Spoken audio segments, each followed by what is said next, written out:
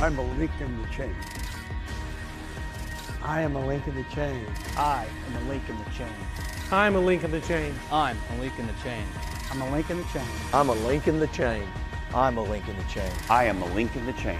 I'm a link in the chain. I am a link in the chain. I'm a link in the chain. I am a link in the chain. When you play one of us, you play all of us.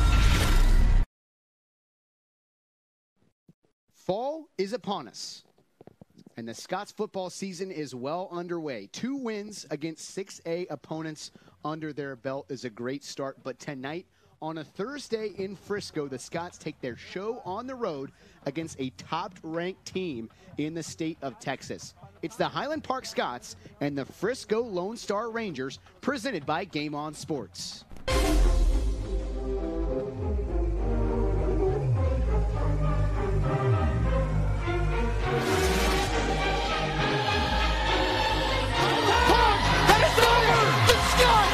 Repeated as state champions. It's coming home. It never left, and it's staying right where it belongs. Go! Corwin to the end zone. Touchdown, Scott!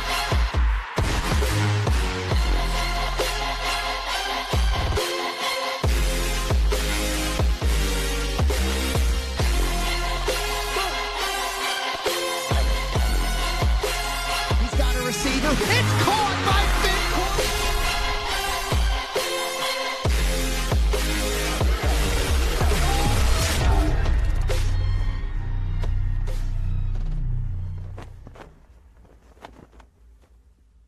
Hello, everyone, and welcome here to Frisco Memorial Stadium on a Thursday night. My name is Miles Dunklin, joined by the coach, David Clark. We're glad to be with you as Highland Park plays a road game for the first time here in 2018, a battle of 2 top 5 teams in the state of Texas. And Coach Clark, as the Scots are excited to get after a team from their own ilk in terms of being actually in the same division as them, 5A Division I. But this is not going to be an easy game here for the Scots tonight. A lot of talent on the side of Frisco Lone Star. But first, let's reflect back on the previous 2 games for Highland Park. They hosted 2 6A playoff teams, 2 quality opponents, and I thought the Scots equipped themselves pretty well under head coach Randy Allen.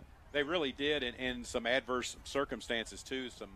A lot of cramping going on in that Rockwall game on a hot August evening, where they're trying to battle through a game and make sure they have the personnel on the field that they want, and were able to overcome that and ended up winning a game that they actually fell behind in, and really showed some great ability to overcome some major obstacles. And then last week against in a very long extended game against the Horned Jaguars, they played well and really, for the most part, dominated that game from start to finish. And the only thing really slowing them down was that long rain delay in a couple of different times. So it's a beautiful night out here in Frisco, which is great to see, and looks like we're going to be able to play without any interruptions, which will be nice. And like you mentioned, Miles, this is the first road game, and the Scots haven't played in Frisco outdoors in a long time, so this will be nice. Yeah, I was kind of surprised when we saw on the schedule. So typically when you come out to Frisco now, you play at the Star.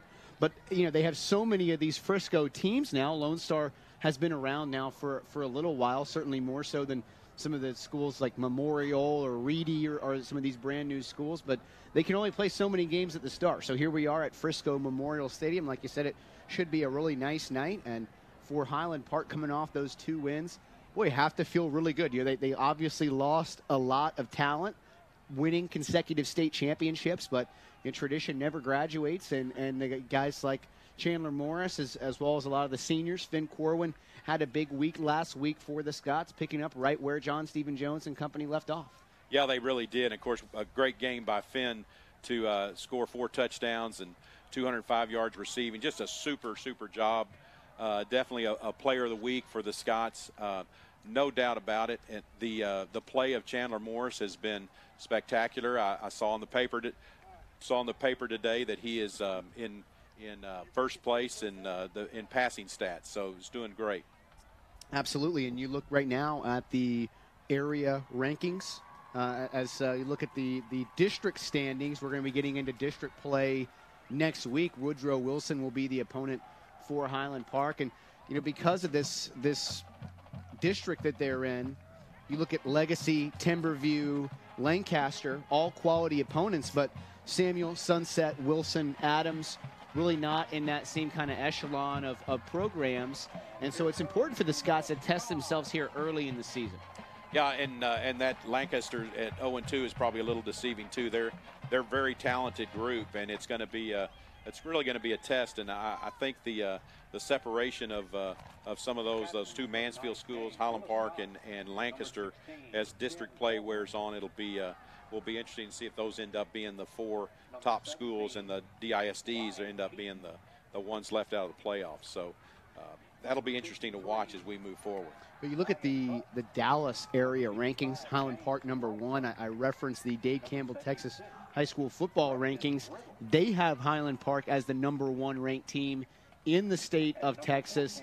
They have Frisco Lone Star coming in as the #4 ranked team in Texas, and this is probably the most hyped football game that we've seen here in the Dallas area so far to start off this season, only in week 3, but doesn't get a whole lot bigger than #1 and #4 in the state. No, it really doesn't. And of course, preseason is a great time to play these games and test yourself against great talent on the other side of the field. And the thing I mentioned last week about Frisco Lone Star is they're new enough where they've had great success, but they're also new enough where they're not going to be intimidated by Highland Park's 100-year tradition of winning football. So they're going to come in here with a lot of confidence that they can play and win this game, and they're not going to be intimidated by Highland Park. So how many state championships you won, they feel like they have been at that level for the last 3 or 4 years, going back to some really talented teams that they've had.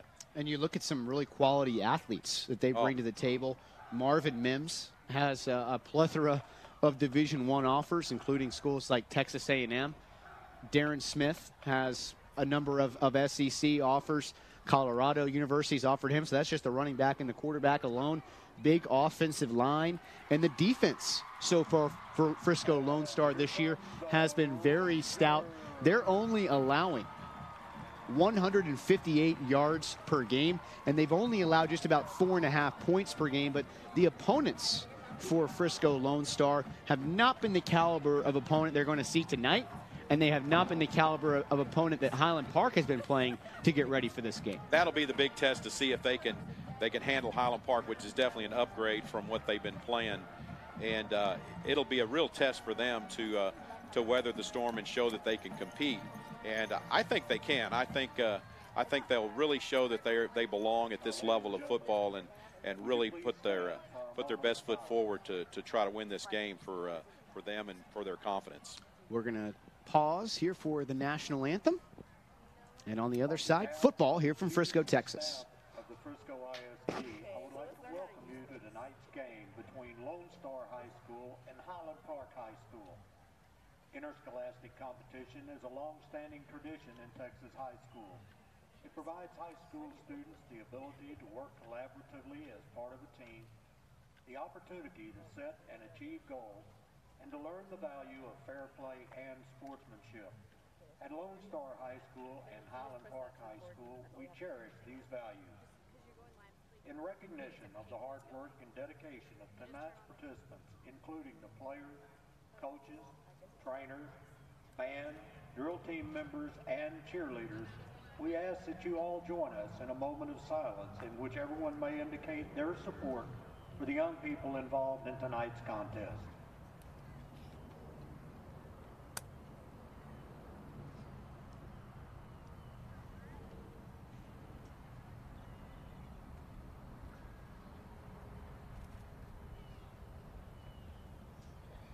Thank you.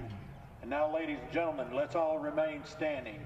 Remove our hats, place our hands over our hearts, and honor America as the Lone Star Band leads us in our national anthem.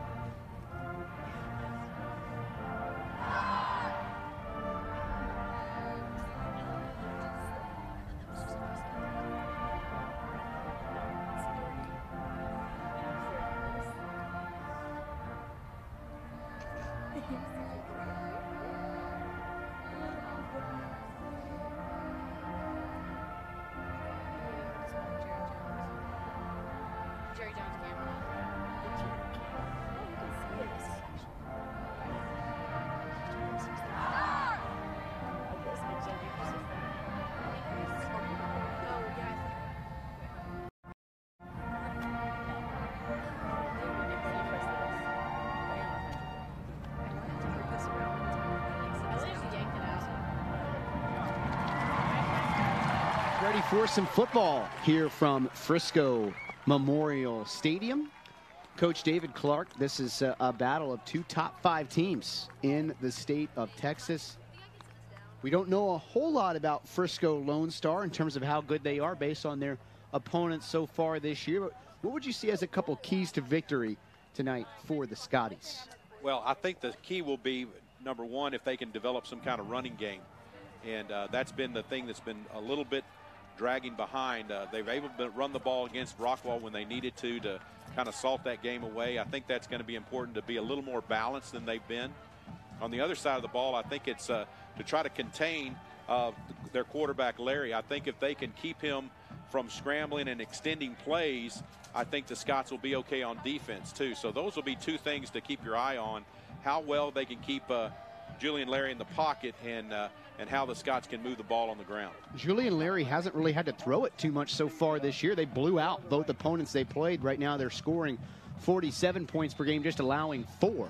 Highland Park played 2 very competitive games, so we have a much better idea of what the Scots look like here in 2018. It's Finn Corwin, Ben Smith, and Hunter Heath back to return the opening kick. It's a short kick. Will be fielded by Smith at the 21. A little bit of running room for Ben. And he'll pick up the 33-yard line. That's where the Scots offense will start tonight. They are led by Chandler Morris, who is currently leading the area in passing so far this year. Chandler, 70% completion, 647 yards, 6 touchdowns, just 1 INT. And on the ground, Morris averaging over 7 yards per carry and 5 touchdowns. He's got 5 receivers spread out. 3 to the left, 2 to the right, staring into the setting sun. And Chandler throwing left side. That's Ben Smith.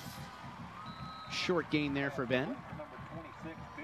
That was a nice opening play there for the lineup in 5 wide, and just see how they're going to line. You want to get them out of their basic 3-4 set if you can, and stretch the field. And the Scots may be using that a lot to see if they can move the outside linebackers a little wider. That was a quick little pass, but not much there. Benner Page joins Morris in the backfield, and they put it in Benner's belly. Page close to a Scott first down. Let's go ahead and set that Scott offensive line led by the captain, Reagan Riddle, 6'2", 285. Number of Division I offers for Reagan. Ryan Butts, another captain at left guard. Tyler Kilgus is the center. Jack Rourke is the right guard, and Harrison Hall is the right tackle. Of course, the offensive line coached by James Farnsley. Been at Highland Park for what seems like forever under Randy Allen. 3rd down and very short. It's Morris on a keeper, and he's going to lose yardage. One of the Scott offensive linemen fell down. Yeah, it looked like they just couldn't get it blocked. Yeah, it looked like it was Rourke, the puller, tripped over the center, Kilgus, I think, and unfortunately Chandler stopped for a loss on a quarterback power play. So Scots will have to punt it away. Andrew Stanzel is the punter. Captain of the lacrosse team, a very good overall athlete. Stanzel can do a lot of different things. 6'4", 215. Looking for the deep snap here from Kip Miller, staring right into the sun. It's a good snap. Plenty of time for Stanzel, and he has an excellent kick that will be fielded at the 15-yard line by Marvin Mims, and Mims going nowhere. Hemmed in there by Christian Wright. Key time. Bunch of different Scots down there on the coverage. Excellent job by the punting unit. Yeah, and that's great. That's what Andrews taught, to angle that punt towards the sidelines. He's in the middle of the field, so it was a right kick for them, and a great job of coverage and a great placement of the punt right there to put the Rangers back inside their own 20. Rangers are quarterbacked by junior Julian Larry. Larry in the shotgun. They have a tight end in the game to his right.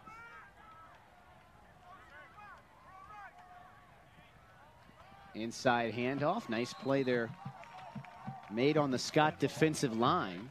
Early tackle for big number 93, Jack Jurgovan. And watching them a little bit on film, looks like they're going to go in a hurry here, but watching them on film, they run a lot of 2 tight ends. They run 5 wide. They really do a lot of formations and keep you on your toes.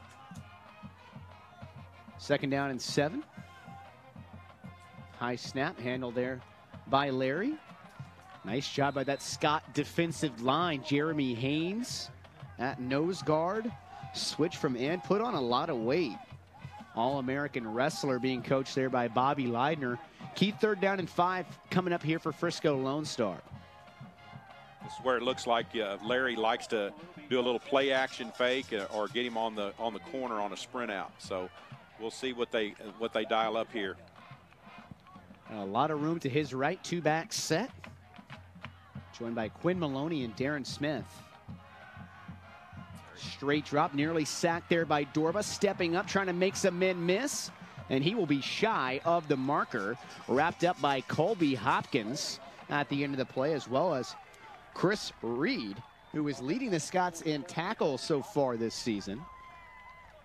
Yeah, real nice play. Again, we mentioned that at the beginning of the game about keeping him contained. He will extend plays, and he keeps his eyes downfield. He does a pretty good job, so it's important the Scott secondary stays stuck to their men once he breaks containment. But a great stop there on 3 and out for the Scots.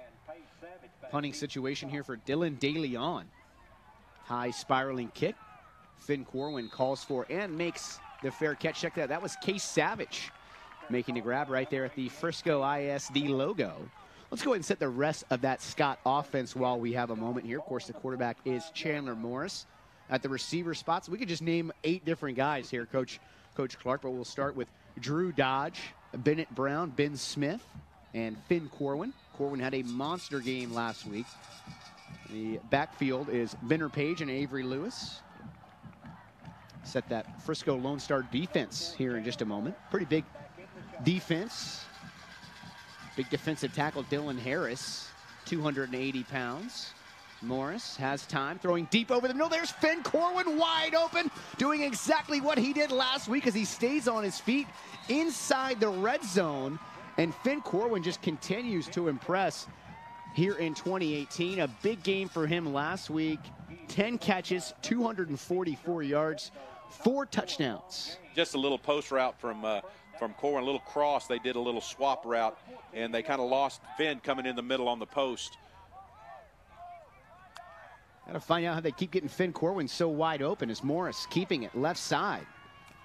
Morris took a hit there at the end of the play.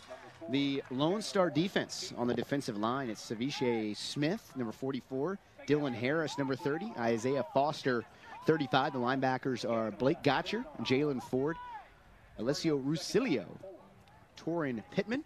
In the secondary, it's a big group in the secondary. Elias Harris is 6'2", 280. Number 27, cornerback. Trey Taylor is the safety. Number 3, Ryan Richard, other safety. And Noah Bolton is the other corner.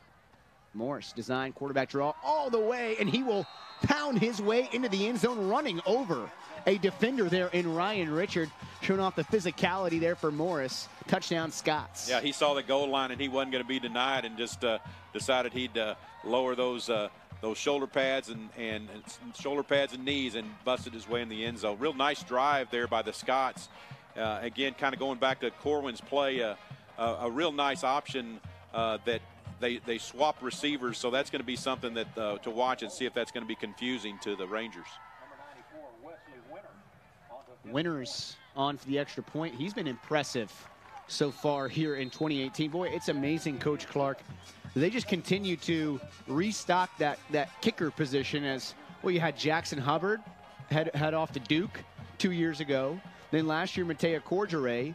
And here Wesley Winters looks like he might be a Division I kicker as well. Right. They just keep coming, and I think that's a true statement. And at times we've had a couple of them. I remember having Mason Jewell, and he was our backup, and he gets a Division I scholarship. So we've had some good kickers here, and that's always helped when you can just kind of count on those extra points and those field goals when you really need them. Great job by the Scott offensive line on that play. Saw Jack Rourke out in front, and we certainly talked a lot about Reagan Riddle and Ryan Butts over the last couple years, but they're very high on Jack Rourke, the junior, there at right guard. Yeah, they're big and fast and strong. Work hard, work well together. Tyler Kilgus does a good job of making the calls, everybody getting on the same page, and the coordination of that offensive line. I mean, to watch them work is really, really fun because Coach Farnsley and Coach Wells do such a great job with them that they can almost read each other's mind, much less make those blocking calls. So real nice to see that nice drive. Love the way the Scots are approaching kickoffs this year, kind of stealing this from Rockwall last season as they approach the ball with 2 men, but it's Winters kicking it deep. On the return, it's Marvin Mims. A bunch of flags fly in as Mims will be knocked out by Hudson Clark at the 45-yard line, but that is in the area of a hold. Yeah, that's coming back, and it was a nice kick, got to the goal line, and when you have that short run up, that's a real strong kick to get it there. This has been kind of one of those things where you look at a kickoff as really an offensive play. What can I do to make them think, make them work a little extra on their special teams? And it's really been something that kind of started with Pulaski, to be honest with you, at least on our standpoint. We started looking at all the things they were doing and said we ought to try to adapt some of that. And we saw Rockwall do it in the opening game a couple of years ago and said we're going to put this in. So it's been something really nice to see. Another look at that Scott defense. And I'll go ahead and set their starters here in just a moment. 1st and 10 for Julian Larry from his own 10-yard line as they march it way back. Want to throw it deep, looking for Mims. Excellent coverage on the back end by Whit Winfield. And as we read the starters, I'll start with Whit, who is the starting corner. Also Brock Bakich, Ryan Keaton, Hudson Clark in the secondary. Christopher Reed, James Lightbourne, Colby Hopkins, and Andrew Bonnet. At linebacker on the defensive line, it's Prince Dorba, who had 5 sacks last week, Jeremy Haynes, and Jack Jurgovan. They flip it right side, once again targeting Mims. Flag comes in once again there from our field judge. And it's in the area of a hold. I think this one might be against the Scots. Maybe a face mask type. I know they kind of reached up to each other. It may be a face mask on Winfield there. So they want to target number 18 early and often. That's Marvin Mims. Came in with 8 catches for 114 yards and a touchdown. But look at Mims. He is a 4-star recruit and has offers from all over the country. Inside handoff here. It's number 34, Quinn Maloney. Now we expect to see Darren Smith, number 1 as well. And Smith has a number of good Division I offers, but he has yet to play this year.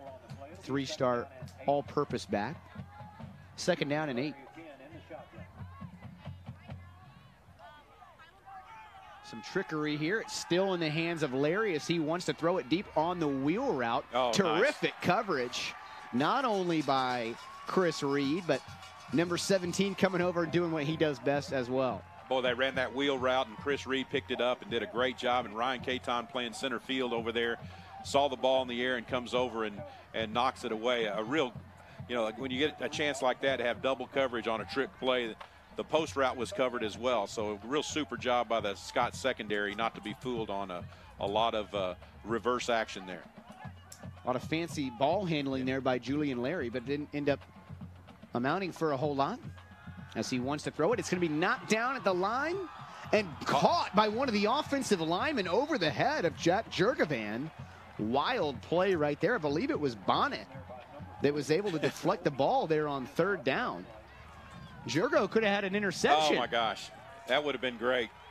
But, yeah, he just didn't see it coming. And ball was kind of batted up in the air and up for grabs.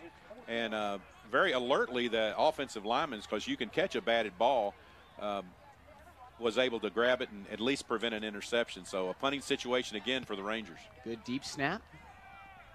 It's a short kick. Takes a good Lone Star bounce. And they will down it close to the 30-yard line.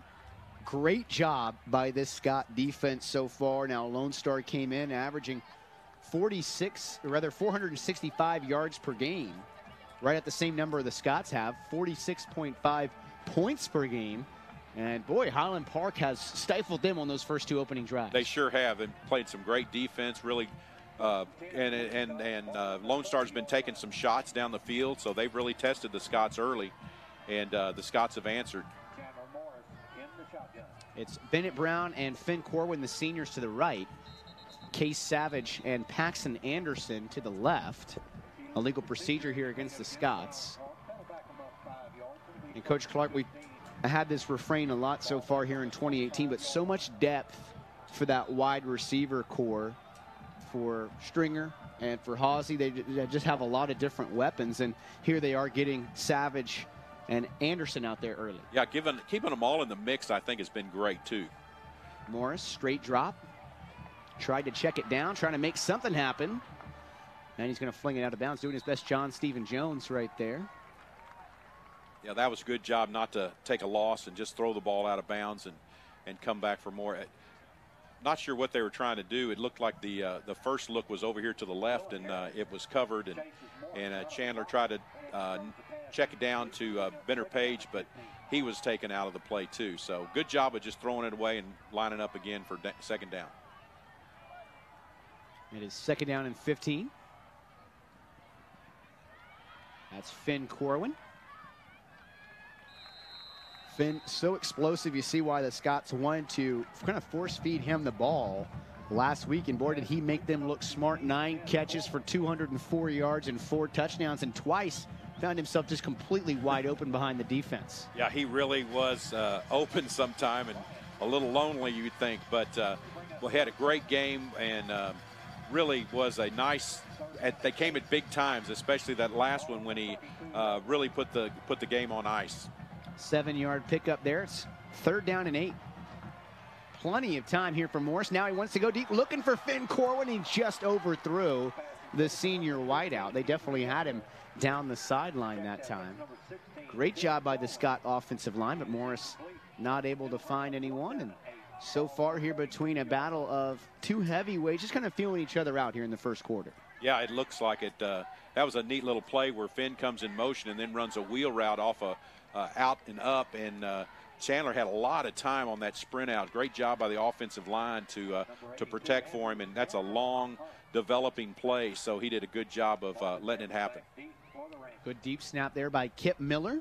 Booming kick by Stanzel. Going to completely hem Marvin Mims in. He has nowhere to go. More terrific coverage by Ryan Caton.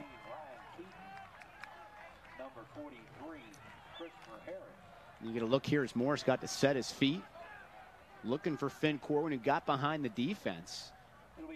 Yeah, he was open. It was just a matter of getting it there, and it was a good play, good play call, and they may come back to that later on. Well, how about the Scott defense last week? So you get 5 sacks from Prince Dorba. Bobby Leidner told me they had him officially after looking at the film. 2 from Gallus, 1 from Reed, 1 from Jurgovan, 1 from Lightbourne. They throw it right side. It's Marvin Mims again. Nice tackling out there by the Scots. Mims is going to get his. You just can't let him have those big plays. But 10 sacks by the Scots last week. Cal Hershey also had 1. And Bobby Leidner has to be happy with what his group did. He really does. And what a talented group we have up front. And you mentioned more than 3 names, and you can only play 3 at a time. So the Scots have a real luxury in being able to rotate those linemen and keep them fresh. Another high snap. He's got it, trying to get away from Lightbourne. Picks up a block in the backfield. This is Julian Larry scampering out for a modest pickup, but nice job there by Larry, also a baseball player, showing off some elusiveness in the backfield. Yeah, could have been a tackle for a loss, and he was able to get something out of it by just athletic ability. They've had some outstanding quarterbacks under Jeff Rayburn here at Frisco Lone Star. In his 5 years, they have won 54 games, lost just 11. It's a lot of winning.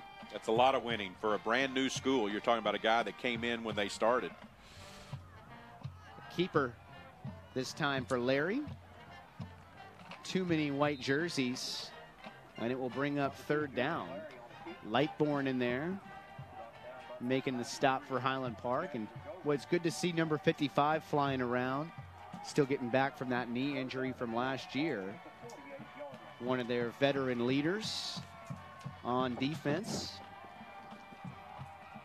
He's been very good, and the two OBs have been outstanding, I think, too, Mouse. I think they've gotten some really good play from both Bonnet and Reed as they hand it off up the gut. That's going to be close to the marker. Dorba in the backfield causing havoc once again. Nothing new there for Prince Dorba, who's already made his impact on this team this year. Bunch of tackles for loss. He's got 6 sacks now on the year already. Does Prince. That's a pretty generous spot. Looks like it's going spot. to be 4th down and very short. Or are they going to move the chains? They'll measure. I think they're going to measure, but the official from the Scott sidelines running in had that thing about a half yard shorter than where it is right now. So it was a very much a Ranger spot there, which you never can tell in those scrums like that, but may still be a little short. I think they got it by a nose. They got it by a nose. Thought he might bring out the card. So let's look at this Lone Star offense. We told you about some of the backs, told you about some of the receivers, but on the offensive line, big Nathan Deason at left tackle, 280 pounds. Carmichael is the left guard, 250 pounds. Mason Horton, the smallest of the Ranger offensive linemen at 225. You got Isaac Whitaker at right guard at 280, and then Cade Womack, a sophomore at right tackle at 240 pounds. 1st down and 10. Looking over the middle. Nice catch there by Ife Opere. Yeah, that was a nice little slant route to Opere. They ran option to him, and it forced a little bit trying to find that hole between the corner and the safety, and did a good job of hitting him right there on the numbers. I believe it's actually pronounced Opere, and he's got 8 catches for 145 and 3 touchdowns this year. They've been their most productive receiver.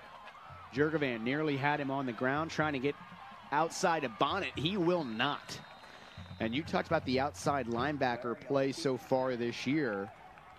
Didn't bring back any experience at that position, Coach Clark, but both Chris Reed and Andrew Bonnet have really impressed me through two games and a quarter so far here in 2018. Absolutely, Miles. They're both playing their 3rd game at outside linebacker at the varsity level. Chris Reed was a safety that was converted, and I think they've both been outstanding, really making some plays, and Scots really need playmakers on the outside. Got him for a loss that time. It's 2nd down and 13. They get it to Mims. Not going to get outside. That Scott contained. That's a little outstanding job by Bonnet as well as Reed, the 2 men we were just talking about. That's going to make Coach Melton pretty happy. That was a good job of running to the tackle and breaking down and getting ready to make a hit. So good job by Reed and Dorba to be over there in the right spot. Bonnet came from across the formation that time to be in on that play. 3rd down and 14, a critical play here early in this one. They're missing a player. That's a disadvantage when you break the huddle with only 10 guys. Well, they only got 10. That's going to give them Scott's a little bit advantage. That's interesting on with 3rd and 14, they go 2 tight ends, though, just to see that. So maybe want to max protect and have a 1 or 2 player route there where they're trying to get somebody open for a 1st down. What's your take on these teams? And we saw it actually with a lot of these Frisco teams. We saw Independence do this a couple years ago where they ran out a bunch of different formations, as opposed to Highland Park that keeps it so simple. They're either in 20 personnel or they're in 10 personnel, and that's it.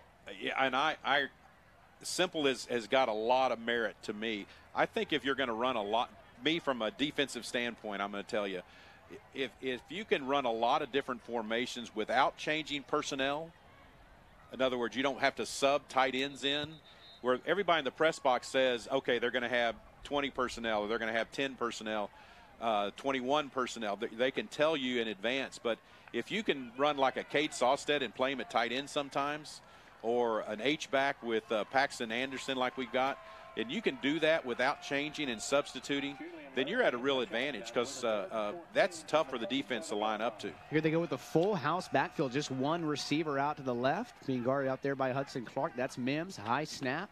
They're going to hand it off. Drop the football. Prince Dorba jumped on it. Put that one in the turnover bucket. He'll grab it and go. That was a great play by Prince, but just the ball's laying on the ground, and he was the first one to it. So real nice play of getting some penetration on a, it looked like, I don't know if he was trying to throw a halfback pass out of that or what, but a real nice play by Prince to turn the ball over. But again, you got 3 backs and you're 3rd and 14. I don't know what they were trying to do unless it's some kind of trick play with a pass. So they had Leonard Valson that they gave the ball to. He's not even one of the top 3 backs on our depth chart provided to me by Jeff Rayburn. And you see Dorba so athletic, able to get in there on the football as Morris dropping back, wants to go deep. Right side, it's incomplete. Looking for Drew Scott. Just saw a little arm strength there by Chandler Morris, throwing that one about 50 yards in the air, under pressure too. So that gives you a little idea what kind of arm strength that young man has. Scots have to feel really good. So far, the offense hasn't been in much of a flow, and you're up 7-0 with Lone Star hasn't even been inside your own red zone yet. This is supposed to be one of the top offenses in the area, deploying multiple Division I talents at the skill position players, and the Scots have been dominant defensively so far in this one. Morris harassed immediately, able to get the ball off to Benner Page. Just got to tip the cap on the speed rush that time. By number 44, Smith was just shot out of a cannon, getting around Reagan Riddle. Yeah, that was a great job, just using his speed and quickness to get around, and luckily Chandler was able to roll a little bit to his right and find Benner just to avoid a big loss. So Scots have a makeable 3rd and 10 now. I'll let you try and say his first name. I'm just going to go with Smith. They're number 44. Oh, good. 3rd down and 10. Z Smith, exactly. Z Smith. Smith causing problems once again, able to get rid of the pass that time to Ben Smith, but it'll be short of the first. Smith is kind of, if you're playing fantasy football, he's kind of your PPR guy this year for the Scots. That is catch number 11 on the year for Ben.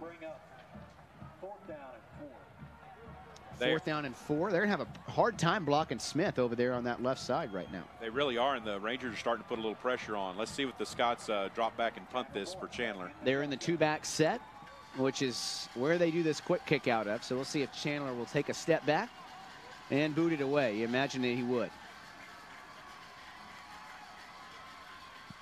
And there is the kick. Spiraling job. Will bounce into the end zone for the touchback. Well, Chandler will be a little disappointed in that one, but it's still going to back them up, and they're going to have to go the length of the field now. So Scott defense has been on the money here if they created a turnover already and a couple of 3-and-outs. So the Scots have been prepared for it defensively, and it's just a matter of time for the Scott offense starts clicking. Coach Clark, tell me about Cale Melton, the guy you've worked with for several years now. Well, I love Cale. He's also in the social studies department, so we see a lot of each other. And he's a guy that just hard work. Kids love him. They love playing for him. He's aggressive. I think he's allowed. I know from talking to some of the secondary guys that he's allowed them to do things a little different than we've done in the past, and they really appreciate listening to some new ideas coming in and doing things a little bit differently. So. You know, you can't argue with success, so you just kind of build on what's been going on, and I think they've come up with some good plans. Sure, he wasn't going to come in here and completely reinvent the scheme. Last play of the first quarter will be a nice solid tackle there by Chris Reed. Solid first quarter for this Scott defense, holding Frisco Lone Star to only 50 yards in quarter number 1, as the Scots will go to the break here leading by a touchdown. And it was Chandler Morris that put it in for the Scots.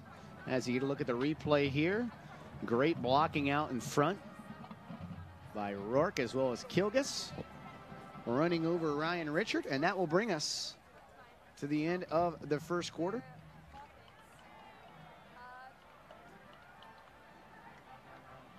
Coach Clark, thoughts on quarter number 1 here at Frisco Memorial? Well, I think the Rangers know they're in a ball game. You know, this is not like one of their first 2 opponents, so they know they're in for a battle. It's the Scots have you said, they've been kind of hit and miss a little bit on offense with a nice big play to Finn Corwin setting up that first touchdown. Defense is holding their own right now, and that's going to be important because you mentioned already what a dynamic offense the Rangers have. So it's important that the Scots stay focused on stopping them the best they can. 3rd down and 1. Key play here to start the second period from Frisco, Texas. Quarterback is Julian Larry. Got Quinn Maloney with him in the backfield. Going to hand it to Maloney. He's got a 1st down and more off the left side. Nice hit made by Brock Bakich. And Bakich had his coming out party as a Scot last week. Several tackles, 2 pass breakups, and interception. Could have had a couple interceptions, but really played a nice ball game last week. He really did, and he's being asked to make some plays in the box tonight. So he's coming up and made a couple of good stops and good fills here early. So we'll see how that all plays out. Scott defense needs to get going to keep playing their great game they've been doing. Another tote there for Quinn Maloney. Came in averaging 7 yards per carry on the year. Haven't seen number 1 Darren Smith, who is the starting tailback on there, 2 deep. It looks like he's still out. Hasn't had a carry so far here in 2018. 2nd down and 5. Left side. Excellent play out there by Hudson Clark. Tell me, Coach Clark, what can't Hudson Clark do? Don't get me started Tell on me that. the hole in his game. Point it out to me. I don't know it. I don't know it. We saw him get a pick 6 earlier in the year, and we've seen him make open field tackles like that this year and That's last year too. That's a 4-star recruit in space. Did he have any problem getting him on the ground? Nope, no problem at all. And he does his job. I mean, he's not flashy, but he just does his job and keeps making plays. So it's hard to argue with him. Hard to find any weakness there. Key 3rd down and 4. Looks like Rayburn's going to take a timeout. Yeah, that's that kind of funky formation where the number 2 receiver here to our side is covered up. So basically he can't catch a pass down the field. He can catch a screen pass, but it allows them to put a man off the line over there on the other side. So it's kind of interesting to watch when teams are doing that now. It's you got to really pick it up in the secondary if a guy can be a vertical threat or not.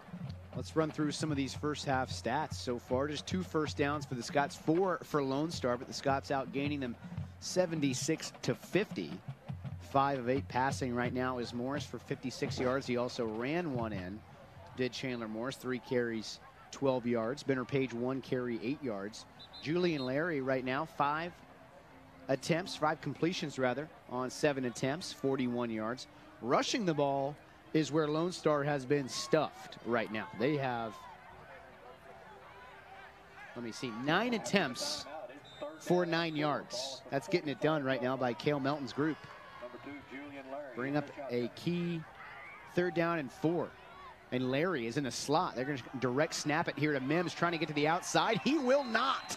Great play out there by James Lightbourne, senior captain. Real nice play coming over the top, and I think that was maybe Jack Jurgovon on the outside getting a little pressure on it too. No, it was definitely the Lightbourne coming over the top of that. Jurgo took the double team, so Bonnet set the edge. Bonnet set the edge, and he filled up. So a big 3rd down stop there by the Scots.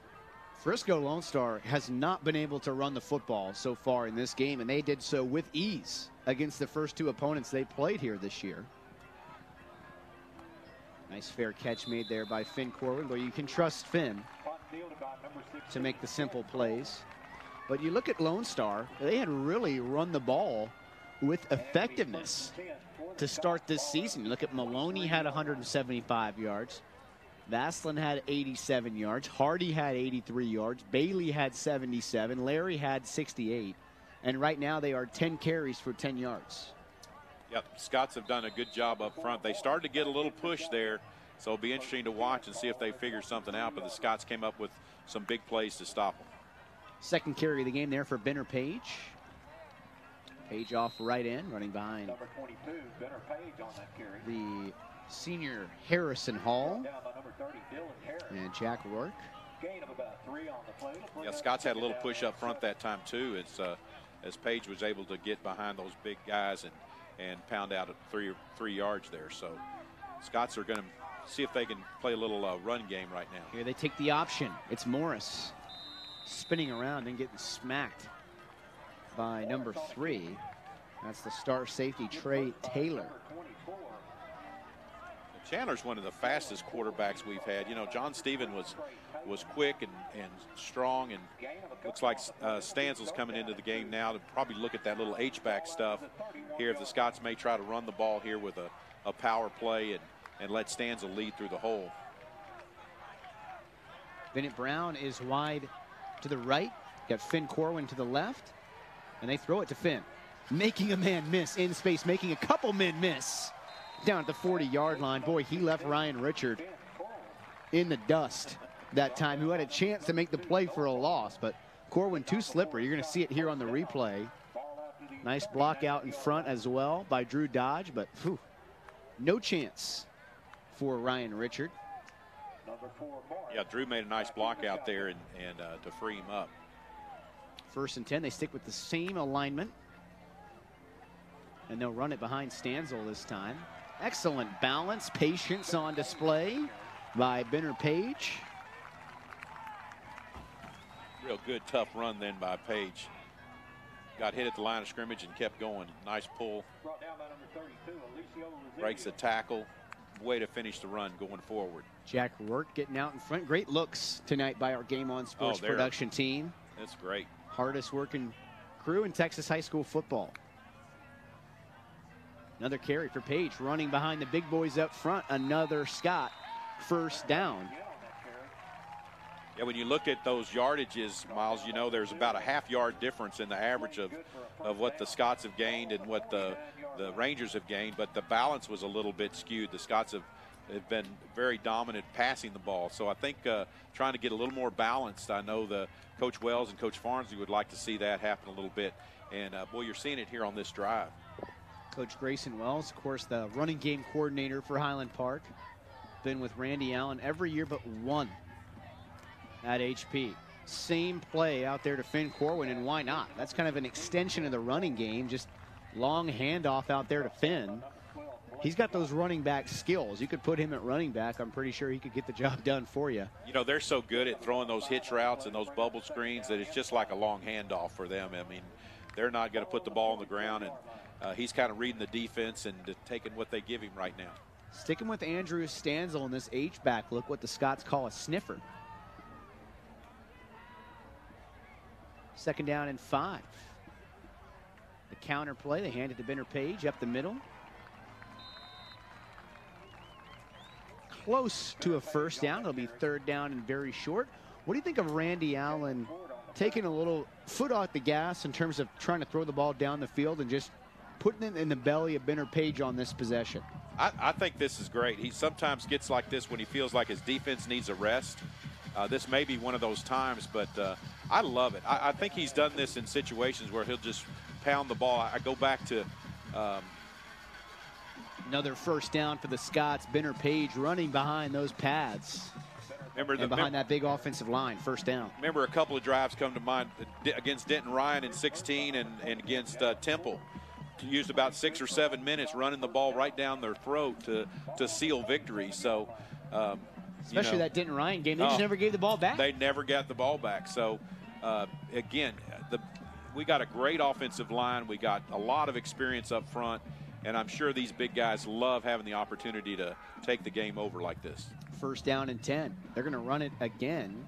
Oh, had trouble with the handoff that time, so stuff for a loss. But let's go back to that matchup between Smith and Reagan Riddle. If you're Smith, he's got that quick step off the edge, but Reagan just as soon lean on him all game. Yeah, that's right, and that may be easier to contain a pass rusher by running the ball right at him, and a lot of times that's the strategy to use right there. And boy, that was a counter play that could have gone somewhere. We had 2 pullers out front and just kind of bobbled the ball a little bit, it looked like. Now Scott's lulling him to sleep. Let's see if they want to hit a home run on this one. As Page options out left, 3 receivers to the right of Morris, running off the spot, and that's incomplete, and it's probably better that it was. Would have lost yardage if the ball had been caught there by Benner Page. So 3rd down and 15 to go. Call it 14. Key 3rd down here in what's a very quickly moving game. Just 5 minutes left on the clock here in the 2nd quarter. I'm sure Cale Melton's enjoying this drive right now, that his defense is off the field, but still a 0 on the scoreboard right now for the Rangers. They got the empty look coming at him right now. Let's see what they decide to do here. They had trouble with this on the opening series, so Finn got loose. They swap Morris it. has time, looking deep, looking for Core when it's incomplete. Coverage on the back end there by the big Elias Hernandez. Looked like they tried to run that swap route again, and it's worked for him this year. Yeah, a little miscommunication where number 2 and number 3 receiver on the trip side change spots, running vertical routes, and sometimes get lost in the secondary, and that didn't quite happen. The ball was overthrown. Probably lucky to get that one back. So see if Chandler punts this ball away from two-back set here. Looks like he will. A little more touch on this one. Drew Dodge going to have a chance to down it. Took a good Lone Star bounce and then a good Scott bounce as they will let that thing roll inside the 8-yard line. Are you a little surprised? Now, we knew both teams had good defenses, but are you a little surprised at how this game has gone so far? Just 7 total points on the board. Yeah, that's a little surprising. I'll tell you, though, I was watching enough film to tell you that Lone Star really flies to the ball on defense. They've got some guys that really do make plays, and the Scots were going to have to deal with some speed on defense and maybe as fast a team defensively as they've seen. So this will be a really tough test for them. 1st and 10, and that's complete. That is O'Peer. They got some dogs on the outside. We've already talked about Marvin Mims, but O'Peer, a good player. Julian Larry can get him the football. 80% completions, 5 touchdowns, no interceptions. This is a good football team. That's the reason why they're ranked number 4 in the state of Texas. And that's why they're hanging in there right now against the defending state champions. So this could be game 1 of 2 between these two teams this year. Trying to make something happen is Larry. Just nowhere to go. Too many white jerseys. I got to imagine that Bobby Leidner really happy with his guys containing right there. Both Dorba and Jurgovan just collapsed the pocket. Yeah, they did a great job up front, and I really like the technique again by Gallus. Was really button and pressing over here on the outside, and you can see him keeping containment and helping there on the tackle. So real nice play, and not in the picture there was great coverage, and that's really one of those coverage sacks. Well, let's give the sack there to Jurgovan. Yeah. Yeah, it was actually Gallus, like you said, it lined up outside. Jurgovan can move inside a little bit. They bring the delayed blitz going over the middle. It's going to be intercepted. That's Andrew Bonnet going the other way for the Scots. Another one for the turnover bucket as they are shutting out Frisco Lone Star here in the first half. Well, that's great when that outside linebacker can get down in that hook and curl zone just like that. I mean, that's exactly the way you're coached, to get back up there and get in that passing lane. Bonnet is down here after the play as the Scots bring the blitz there from Hopkins. And Bonnet was all over it. There could have been a couple Scots pick that one off. He's definitely been looking for number 18, Marvin Mims, and it looks like Bonnet is favoring that left knee. There was somebody that kind of came in late after the play, diving on top of the pile. So I never want to speculate, certainly, but not good to see Andrew Bonnet down. Coach, I want to get your take on the rest of this Scott schedule. Let's look at this replay one more time. Just threw it right to him. Great play there by Bonnet. Scott's trying to get some blocks. And you'll see here at the very, he went down like he was even down before. Yeah. He was grabbing at the knee even before he was down. Just a non-contact thing where just stepped on it funny.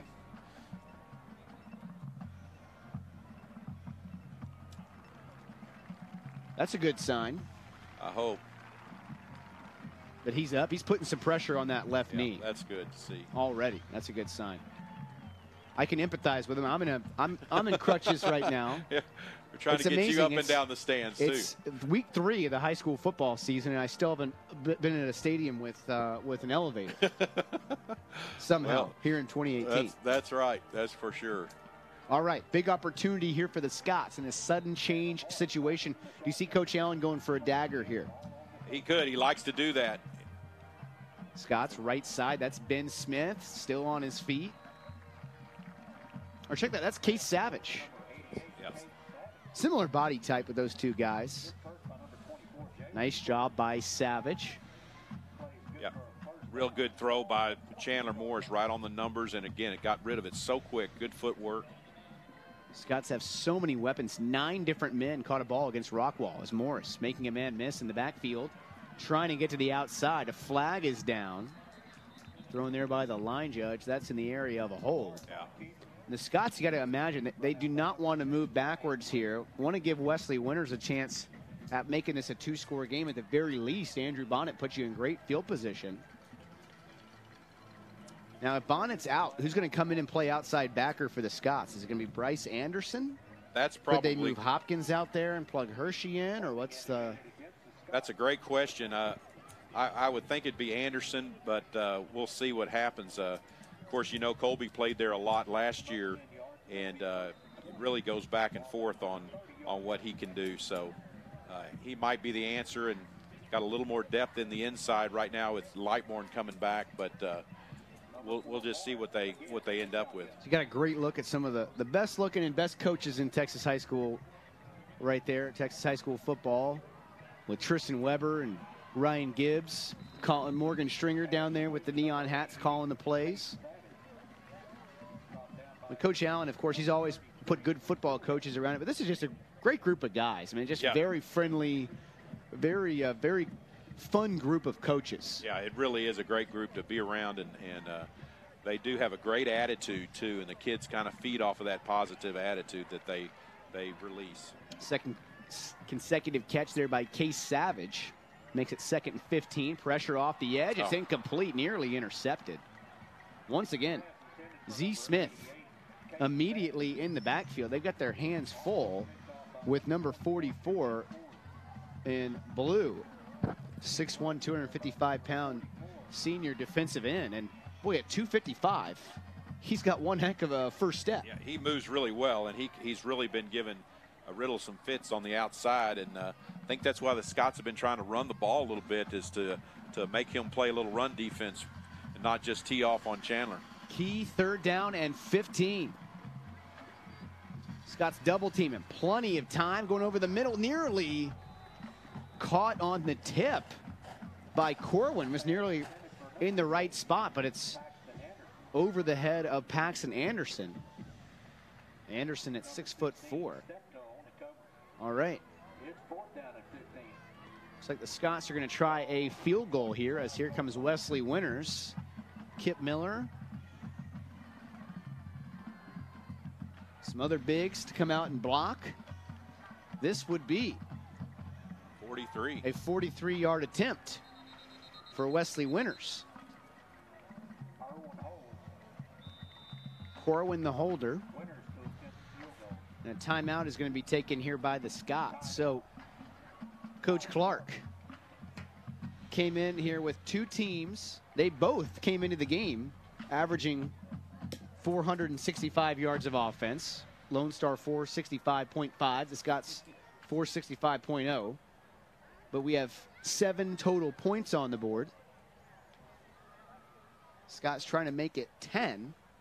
Scots have forced 2 turnovers, but I'm impressed right now with this Lone Star defense. This is a really athletic group, good defensive line, good coverage guys as well. Yeah, they've really played well, and again, I mentioned earlier that watching them fly to the ball, they are really pursuing the ball well, and they really hustle, and you can really make a lot of plays by just hustling to the ball and being there. And they're up for this game. This is a big game for the Rangers. There's no doubt that they are excited to play the defending state champs and show that they need to be in that conversation. 42-yard attempt for Wesley Winters, and it's going to be well short. Might have been blocked.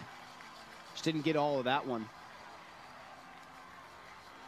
Not sure, Miles. It looked like Finn and Wesley were kind of looking at each other like maybe a bobble or wasn't held right or just missed hit it. So PA announcer said that Trey Taylor, number 3, blocked it. Oh, okay.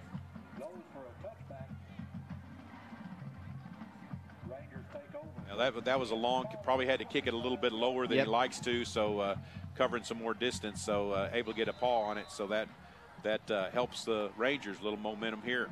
first down and 10. Design quarterback draw all the way. And the newest Scott in the lineup is number 90, Bryce Anderson, and he makes a tackle. Anderson, just a junior. Getting some key experience here as Andrew Bonnet went down.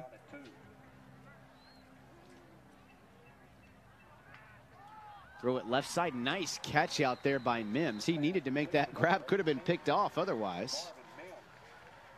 Yeah, the Rangers are feeling pretty good about themselves right now. They've been able to stop the Scots, and that was a big stop right there after a big turnover, coming away with no points, and they feel like now they can take control of this game. Straight drop, looking over the middle. There's Marvin Mims again. Make no mistake, he is talented, but they have really force-fed him the football so far. That's his 6th catch of the first half on maybe 10 targets.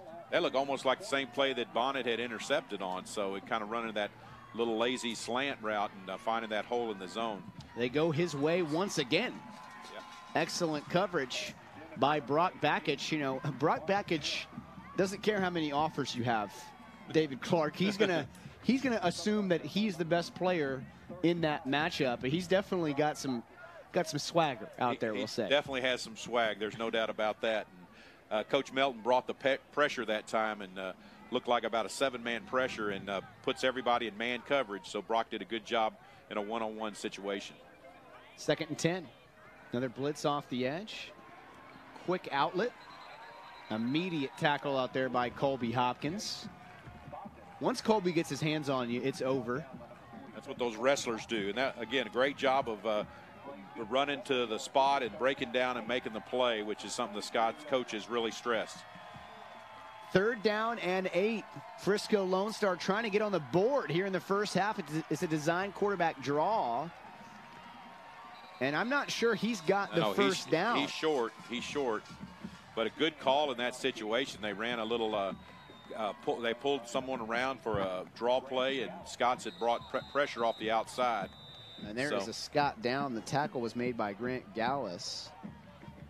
And the Scott down is Bryce Anderson. That's the man that came in for Andrew Bonnet.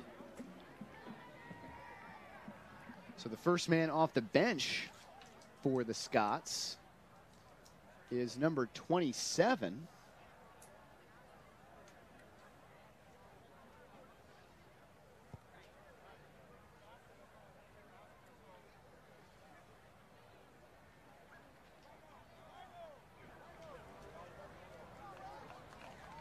So we'll see how deep Chase Davis's group is. First time in that role as outside linebacker coach. And they're going to be put to the test here. Once again, that's number 90, Bryce Anderson, shaking up on the play.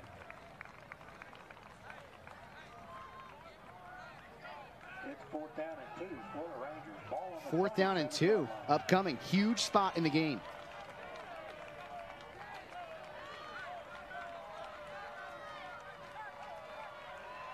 Two tight ends in the lineup. On 4th and 2, 30 seconds remaining here in the first half. Quarterback Julian Larry. Play action, looking to go deep. And it is caught for a Lone Star touchdown. Behind the defense, it was Ife Opier with his 4th touchdown grab of the year, and Lone Star is excited. Yeah, what a great play call. 4th and 2, and he gets the Scots in man situation, going with that 2 tight end look. Does a little play action pass, getting single coverage on the outside. And Opier is wide open behind the secondary, and the Rangers have a chance to tie it up.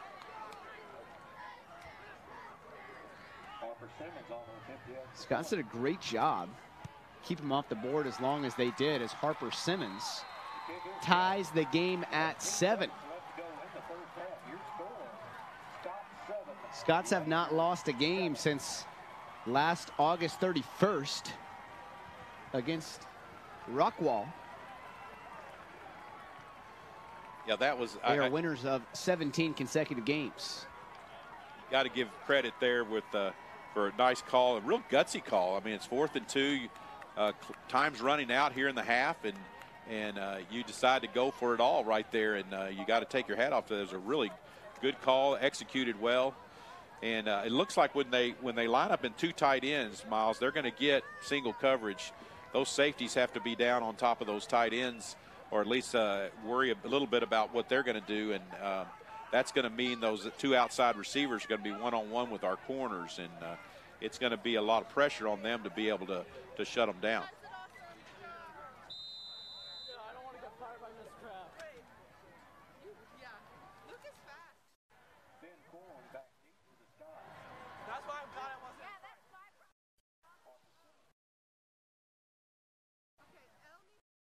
Harper Simmons' kick taken by Hunter Heath. Still on his feet. All the way to the 34-yard line.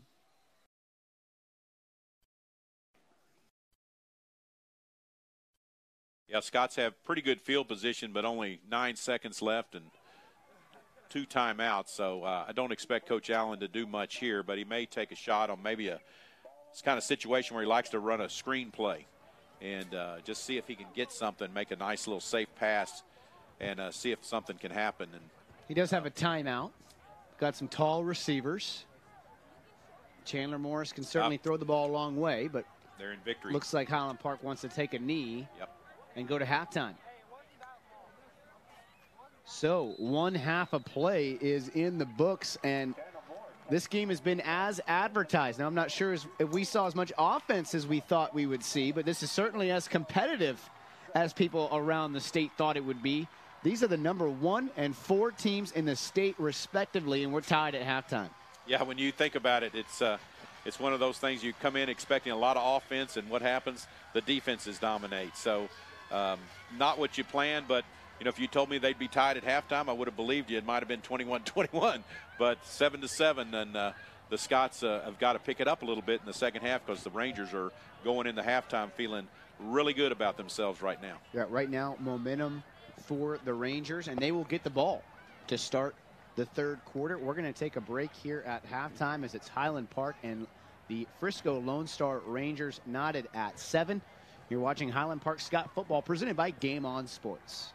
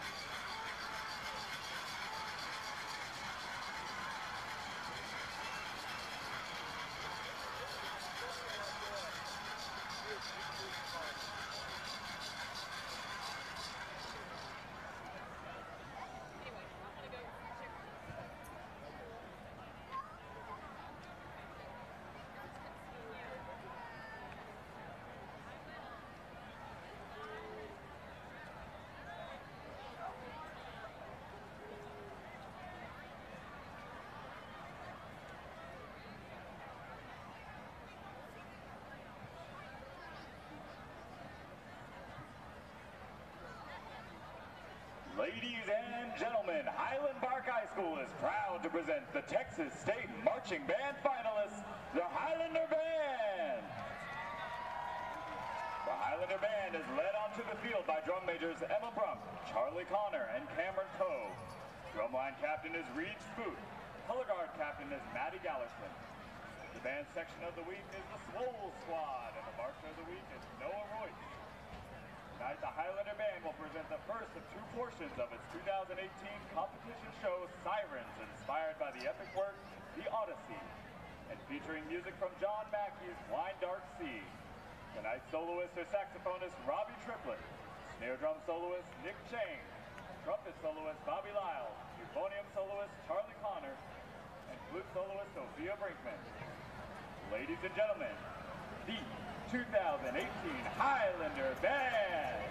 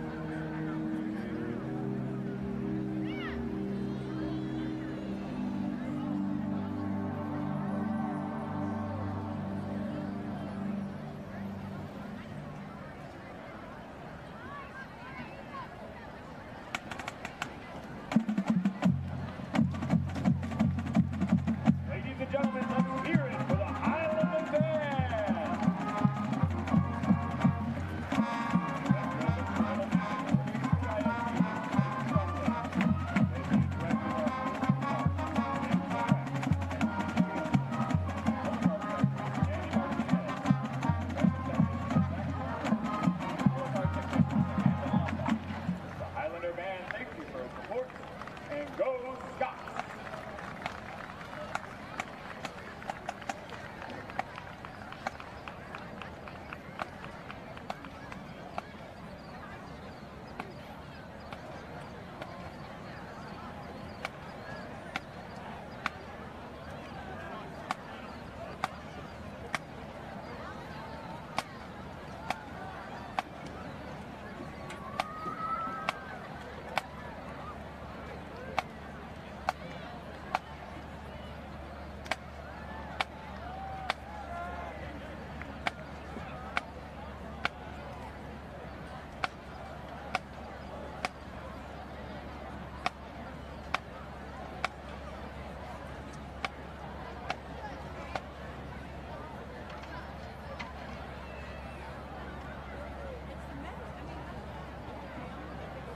Ladies and gentlemen, will Tatum Johnson from Wakeland High School please come to the ticket booth behind the home field stand?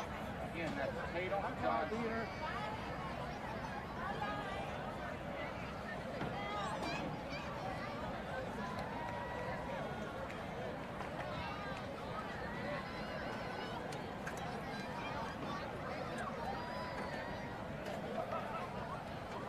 Highland Park High School proudly presents the 2018 Highland Bells.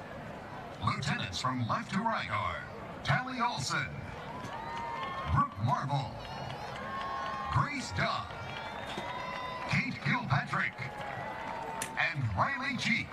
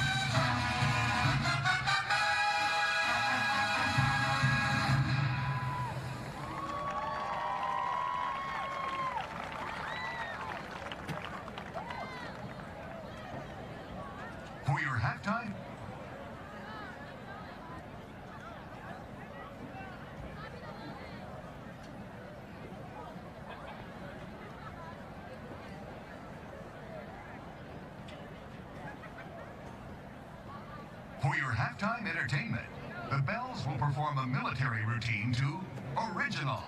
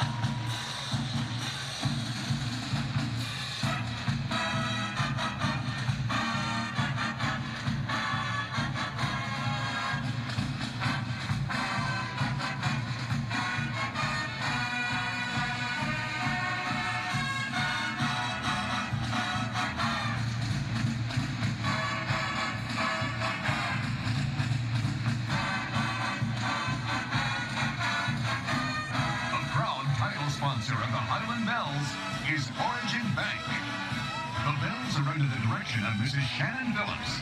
Assistant Director is Mrs. Emily Sanchez.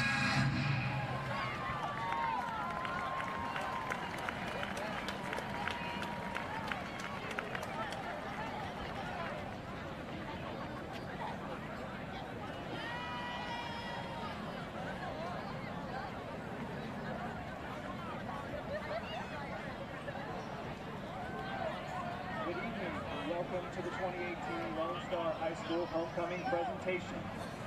At this time, we would like to present the 2018 Homecoming Class Royalty. This year's class of 2022 Princess is Sidel Nigamo. Sidel is escorted by the 2022 Class Prince, Owen Peck. Bailey Bashirs is this year's Class of 2021 Princess. She is being escorted by the Class of 2021 Prince, Landon Whitney. The Class of 2020 Princess is Sarah Rudd. Sarah is escorted by Inigo Villanueva, Class of 2020 Prince. And now we would like to present the nominees for the 2018 Homecoming King and Queen who will represent the LSHS Class of 2019. The first Queen nominee is Emily Aaron. She is escorted by the King nominee, Landon Braxton.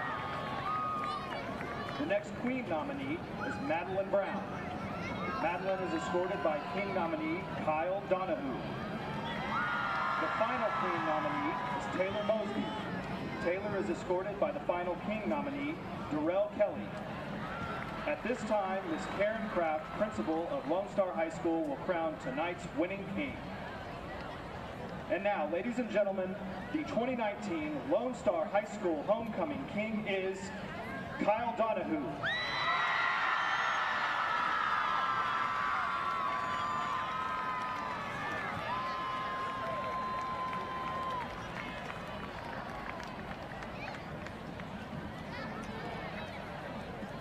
Kyle will be crowning the LSHS 2019 Queen. The 2019 Lone Star High School Homecoming Queen is Taylor Mosby.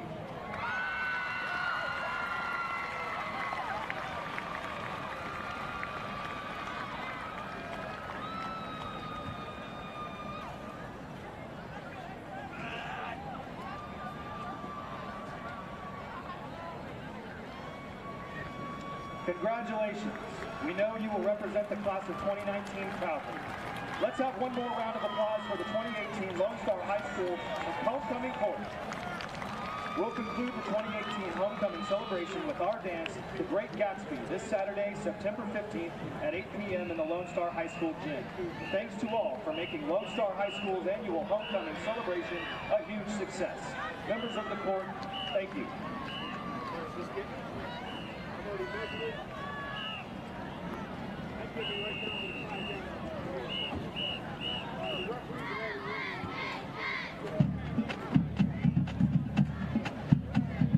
And now, ladies and gentlemen, put your hands together for the award-winning Lone Star High School Rangerettes.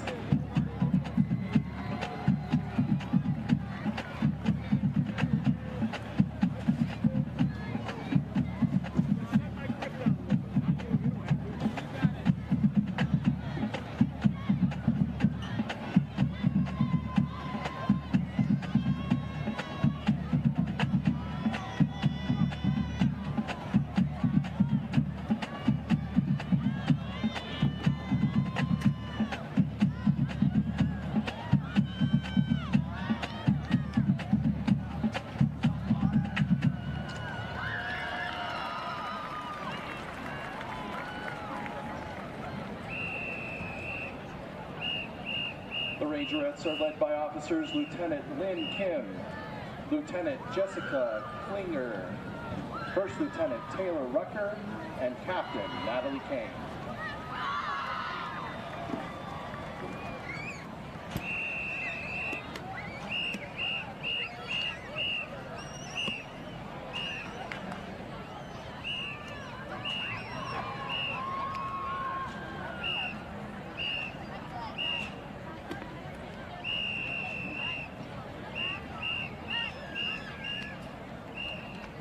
The Rangerette of the game is Riley Newhall. The Rangerettes will now perform a palm routine to Shake Your Groove Thing.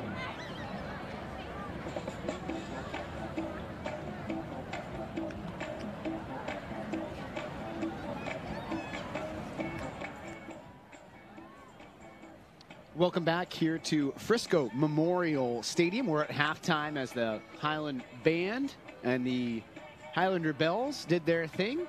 Always entertaining to watch the Bells as we have a 7-7 football game here between two top 5 teams in the state of Texas. I am Miles Dunklin, joined by David Clark. We got some hot dogs and some nachos in the belly here at halftime at Frisco Memorial, and we're ready for the second half as it's homecoming here at Frisco Lone Star. That took you by surprise, David Clark. What's your take on Jeff Rayburn scheduling homecoming against the Highland Park Scots? On a Thursday night, too. That's very surprising, and I don't know that I've seen a homecoming this early in the season with the third game of the year, but better for them. Maybe get a little extra hype to the game and get the fans a little more excited. Well, there's definitely plenty of hype here. We were just down in the main press box area, and boy, there's people from basically every high school football publication that you can imagine. Rivals, 247, Max Preps, a bunch of different broadcasts going on here tonight. And you know, this game, definitely a lot of Division I athletes on the field, guys like Chandler Morris and Prince Dorba, Reagan Riddle for Highland Park. You look at what Lone Star's bringing to the table, some really good athletes as well. Julian Larry, Marvin Mims, no Darren Smith tonight, but they've been very impressive as well. As we run down the first half stat sheet, really a defensive dominated game. 2 turnovers for that Scott defense. Prince Dorba fell on a fumble, and Andrew Bonnet had an interception before he went down with that knee injury, but it was Lone Star scoring with just about 15 seconds remaining in the first half, but they end up having the edge over Highland Park in the first half in terms of total yards and first downs. 9 first downs for Lone Star, just 6 for the Scots. 164 yards of offense, just 127 for HP, but Scots did run the ball much better than Lone Star did. The Scots averaged just under 4 yards per attempt. Highland Park held Lone Star to just 2.5 yards per rush in the first half. Chandler Morris was 9 of 16 for 84 yards. He ran one in on the ground, 5 for 13. Good first half, I thought, for Benner Page, who had 6 carries for 30 yards. Finn Corwin led the Scots in receiving, 4 for 61, 2 catches for both Case Savage and Ben Smith, and 1 catch for Benner Page. Receiving for Frisco Lone Star, Ife Opier, 4 catches, 79 yards, and what maybe was a controversial bobbled touchdown catch in the end zone, but they gave it to him. And then Marvin Mims, one of the top receivers in the area, a 4-star recruit, offers from teams like Texas A&M and Arkansas, had 6 catches for 40 yards. What was your take on that first half, Coach Clark?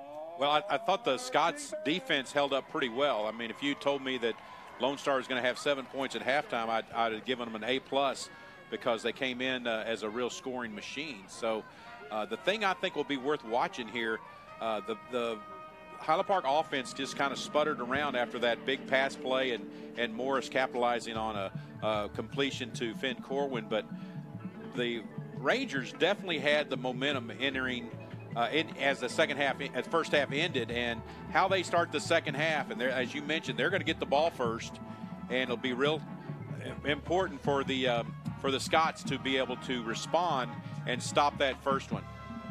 So let's take a look at some of those first half highlights put together by our great Game On Sports production crew. Here you see that touchdown run by Chandler Morris. That was really set up by that long completion to Finn Corwin. Look at the nice block by Jack Rourke, 51, as well as Benner Page getting out in front, leading the way that time for Morris. That was his 6th touchdown run of the season. And there's Chandler to Finn Corwin. That was the play that set up the touchdown. Corwin has just been awesome lately. 9 catches for over 200 yards, 4 touchdowns last week. Miles, this is a great play by Whit Winfield on Marvin Mims. You seldom see Finn tackled in space. We were talking about that with Hudson Clark, and you just seldom see Finn catch that little hitch route or let that first guy get him to the ground. So he's very elusive and a tough runner too. And there's the interception by Andrew Bonnet. I thought Julian Larry did a pretty good job in the first half, but that one was really stared down. And then Bonnet grasping at the knee before he even went down on the ground on that one. And then here's Prince Dorba, going to enter your screen right there. Falling on the football, running over to put that one in the turnover bucket. That's a lot of effort there by Prince. He just beat him to the ball to get that. He wanted it more than that running back did. So what do you think the offensive meeting room is like right now for the Scots, or what it was like over there in that far southwestern end zone? As certainly the defense has to feel really good. If you're Cale Melton, you had 2 takeaways. They had to convert a 4th down to be able to get a long touchdown pass. So they have to feel good. But the offense certainly wants to move the ball a little bit better than they did in the first half. No panic from that Randy Allen coaching staff, or what? No, you can count on one thing. There was no panic in the offensive room there in the locker room. And I'm sure Coach Allen is one of those, they divide up and they all talk to their position guys. And then they come together and the coaches have all met. And, they've decided what was working. And, for a few years, I was the guy that charted plays for the offense, too. So I would determine that, we'd mark the plays that were successful and we would kind of scratch through the ones that weren't. So he looks at that at halftime. Hey, what is working? And let's capitalize on what's working. And one of the things that you mentioned, looking at the stats, is Benner Page is running the ball well. The inside running game is working. The option game is there. The short passes are working. The defense that Lone Star's playing is more of that umbrella deep cover 2 type stuff where their safeties are staying in the middle of the field. We're not getting them in one-on-one opportunities, and they're going to try to stay out of that situation because they've seen what happens to teams that try to go one-on-one with the Scots outside receivers. So believe me, there's no panic in that offensive room. Said Morris definitely had a nice first half, didn't explode like he has against a lot of these teams. Morris 9 for 16 for 84 yards and a touchdown rushing. What would you like to see from Chandler in the second half? I'd like to see Chandler take what's there, and that's the coaches can help him out there by the short passing game is there. He's hitting the RPOs are there when the line's showing that run, and he's able to pull it and make a throw either to a hitch route or to the little 5-yard stop routes that have been successful. So take what's there, stay calm, everything's going to be all right, and not force anything down the field. And the coaches will help him out on that with the short passing game. So I want to get your take as Highland Park is getting prepared for a long, hopefully, playoff run again here, and certainly a district run, as that's going to start next week with Brian Adams and then Woodrow Wilson. So we all know, looking at that schedule, okay, you got Legacy, the Mansfield schools, Lancaster, Highland Park. That's the class of the district. The DISD teams, not so much. And I don't want to do them a disrespect there, but do you feel like it's going to be a challenge for Randy Allen, as they've now played 3 incredibly tough teams in Rockwall, Horn, and Lone Star? Then you're looking at Brian Adams next week on the road. On the road. Is it hard to get the kids excited and ready to play that kind of game? I think it will be, but I don't think it'll be a problem. You know, the talent, the way the Scots are organized and conditioned, and they will be very methodical, and they will go about their business in a workmanlike fashion. I don't think you'll see a lot of, rah-rah emotion out of the Scots in those particular games, but they will take care of business. They do a good job of taking care of business. I go back and think of some of those times when, say, we were playing Royce City, and Royce City was really struggling, and Highland Park would get up and they'd do their job and win the game going away, and those are the kind of things I see happening for the Scots in those games where they would be heavily favored to completely dominate. As finally we have the bands off the field, as that Frisco Lone Star band was out there for about 10 minutes after the clock ran out on halftime, which, you talked about this last week, but does a high school team need more time in the locker room than a pro team? Probably not, no, right? No. That was the beauty of that 15-minute halftime on our rain delay, but they actually sent all the bands home. You and I were commenting that it was more like a scrimmage, that the only people left in the stands were the parents. So the ones that care about the kids in the football game was kind of second nature. But This ought to be a good second half here, Miles. I think, again, the scoring that touchdown late and tying the game up is a real plus for the Rangers. And the Scots are going to have their hands full if they don't come out and really play sharp defense, at least to start this first series. Okay, momentum right now for the Lone Star Rangers. They scored to end the first half.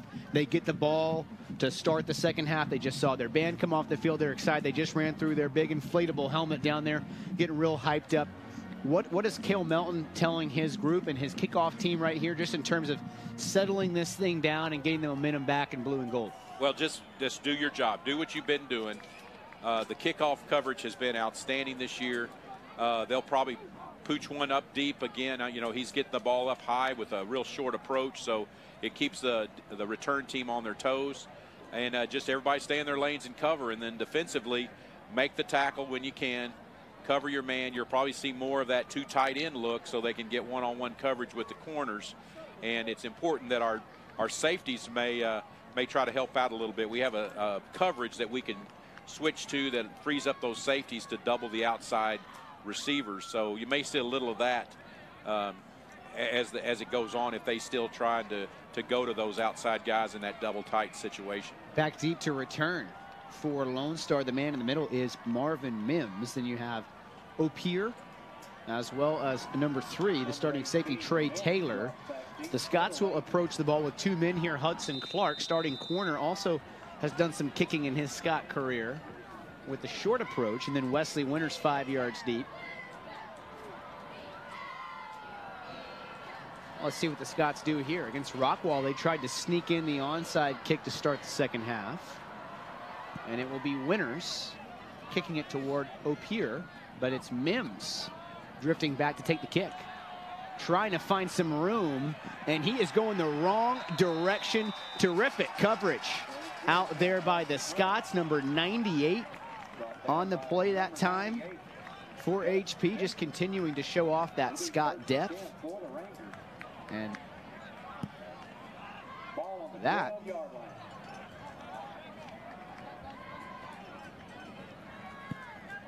was a great play right there by HP.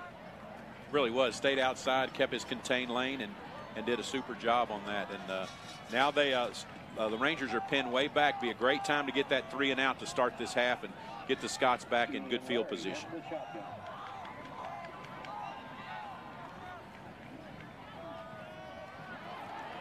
Successful run up the middle, more so than what Frisco Lone Star was able to do in the first 2 quarters. They just could not get their running game going. Quinn Maloney had 6 carries for 23 yards. Larry just 7 for 21. Valson lost 5 yards on 2 carries, and Marvin Mims had 1 carry for 1 yard. 1st and 10 for Lone Star. With the man in motion, it was Mims. Going to be the keeper all the way for Larry. The Rangers have had little spurts of this where they start moving the ball, getting a good push up front. And the Scots have been able to withstand this a little bit and come up with a big stop. And let's see if they can do it one more time here. 2nd down and 3 to go for Lone Star. Quarterback draw all the way for Julian Larry. And moving the chains here early on in the second half is Lone Star. They had 9 first downs in the first half. Rolling out that tight end look again. They have number 84 in the game, who's not even on our roster. Trying the outside. Not going to get away from Prince Dorba, who once again had 5 sacks last week for Highland Park. Already has the fumble recovery in this one. Yeah, real nice cut there on that stretch play, finding that little opening and get some yards. Scots has really strung that out well to the outside, with Dorba doing a great job on the outside. Bunch of recruiting analysts in this one in the press box down there for 247 and Rivals. Another simple handoff. Great job by Colby Hopkins. And he makes a living in the opponent's backfield. Yeah, he's one of the best blitzers the Scots have had in forever, and he really has a knack for finding that gap and getting through it and making a big play in the backfield. And Coach Jack Ham has started the second half at outside linebacker for the Scots. Now, they lost both Andrew Bonnet and Bryce Anderson in about a 3-play span there in the second quarter. And it is Jack Ham, who's not even on my 2-deep roster, in the game as they want to throw it right side. It is caught in front of double coverage. Reed and Winfield out there, but that's Ife Opier, the man that caught the long touchdown pass for Lone Star in the first half. Big time third down conversion. Yeah, that really was. And again, a little post route. And Winfield was right there to make the play, but just a little late. Perfectly thrown ball from Larry.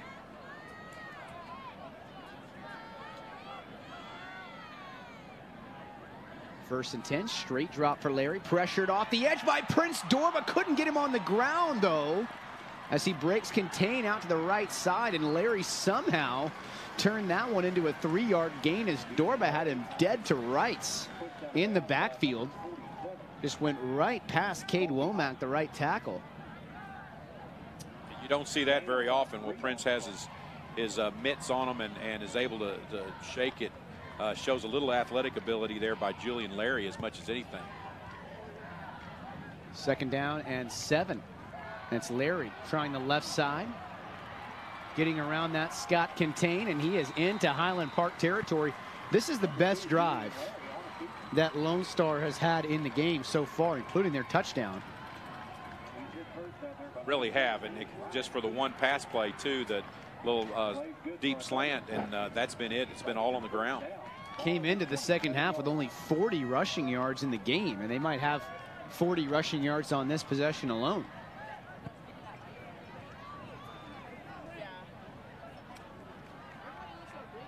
Larry. Well, he is quick in space.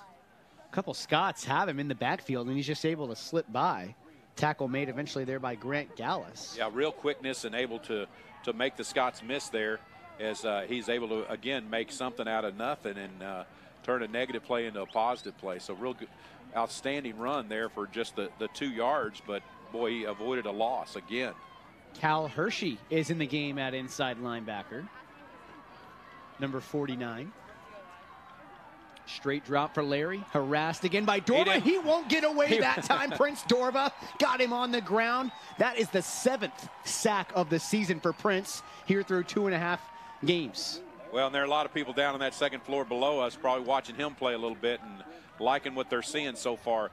Again, Prince coming off the edge with a power rush and running right by his tackle. Looked like Womack over there, and again, he's not going to let Larry get away this time. I think he beat Nathan Deason. They're flipping him over to try and block Dorba with little success. 74. Straight drop. Looking deep. It's going to be intercepted. There's Brock Bakich. He had one last week. He does it again. The Scots get a much needed takeaway in their own territory. Boy, that's a big play there. That again, the Rangers had all kinds of momentum. They're moving the ball down the field, and the Scots come over with their 3rd turnover of the night, and a big play by Bakich, playing center field back there on that, freeing that safety up to help that corner, and he did a great job of breaking on the ball and high pointing it and making a big play out of it for the Scots. That's the second time the Scots have come on a blitz, and Larry's just kind of thrown it up for grabs. Brock Bakich has shown himself to be a ball hawk here early in 2018 as Morris might have the original line of scrimmage on a keeper. And it's important the Scots establish some kind of running game of their own and work in the short passes. And again, the way the Rangers play their secondary, it's going to be hard to get a ball deep. Scots were fortunate to do a little swap play and confuse them a little bit, but you're going to have to drive the ball against these guys. They have to go the length of the field here on their own 22. Morris, right side. There's Drew Scott. Scott, a terrific all-around athlete. If you've been covering anything Highland Park sports, you've seen him on the lacrosse field, basketball, certainly an impact player here in football as well. As they're going to sub Stanzel in here for Ben Smith, adding about 50 pounds into the lineup. Going to that short yardage, that sniffer look, that H-back look here for the Scots to try to pick this up. Stanzel's a good receiver, though. You can expect to see him in the passing game, too. And they throw it right side. That's Finn Corwin. Boy, did they like that play in the first half, as Corwin's still on his feet across the 40-yard line. That's probably a little RPO action right there. Lions block and run, and Chandler pulls up and throws the ball to the outside. Great job on the outside of blocking by Drew Scott that time, doing everything for the Scots. Ryan Butts getting after it late in the play as well. Already halfway through the third quarter here in what's a quickly moving game overall, a stark contrast to last week. And they go with a sprint draw to Benner Page, and not much running room. Nice play out there by number 35. No, Miles, Scott seemed to be playing with a little bit more sense of urgency than we saw late in the first half here, as their first possession of the second half, and a little more purposeful, that's for sure. Harrison Hall lost his helmet, so in comes the sophomore Henry Hagenbach, a guy they have really high hopes for. 6'2", 260 pounds as a 10th grader. And it's Morris on the keeper, making a man miss and trying to get close to midfield. It's going to be third down and long. They have had a really hard time blocking Smith, number 44. I think that was probably the defender I was most impressed with in the first half. Absolutely. He's a tough guy to control, that's for sure. And he's making a lot of plays there from that defensive end spot. He's given the Scots fit. They're trying to run right at him now, which is a little bit different than letting him run the outside or running away from him. Hagenbach stays in the game at right tackle. Morris has time, looking right side, incomplete. A little too tall there for Drew Scott. Nice coverage out there by Hernandez. Tall corner for Lone Star, number 27. Chandler had Benner Page in the flat there for probably to be the first down that he could run forward after the catch, but trying to go for the big chunk there, the big out route, and just wasn't there. So punting situation for the Scots, and forced the Rangers to go the length of the field again. A good punt out of Andrew here.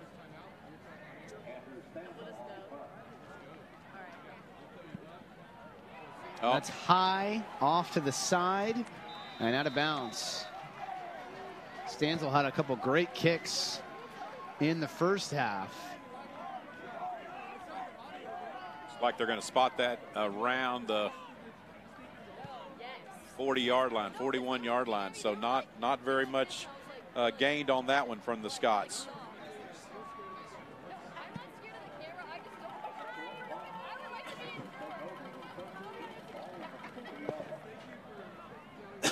First down and 10 for Lone Star. Another important possession for this Scott defense. Gave up some yardage on that last possession, but got the turnover. Brock Bakich with his second interception of the year. Larry, straight drop, looking deep, looking for Mims. Knocked away by Hudson Clark. He nearly had the interception. That ball was just as much Hudson's as it was Mims that time. Real nice play. A couple of observations. They put Colby Hopkins on the outside linebacker over there on the right side, and they flip Hudson Clark over there to the right. So they'll move Witt and Hudson around and try to match Hudson up with the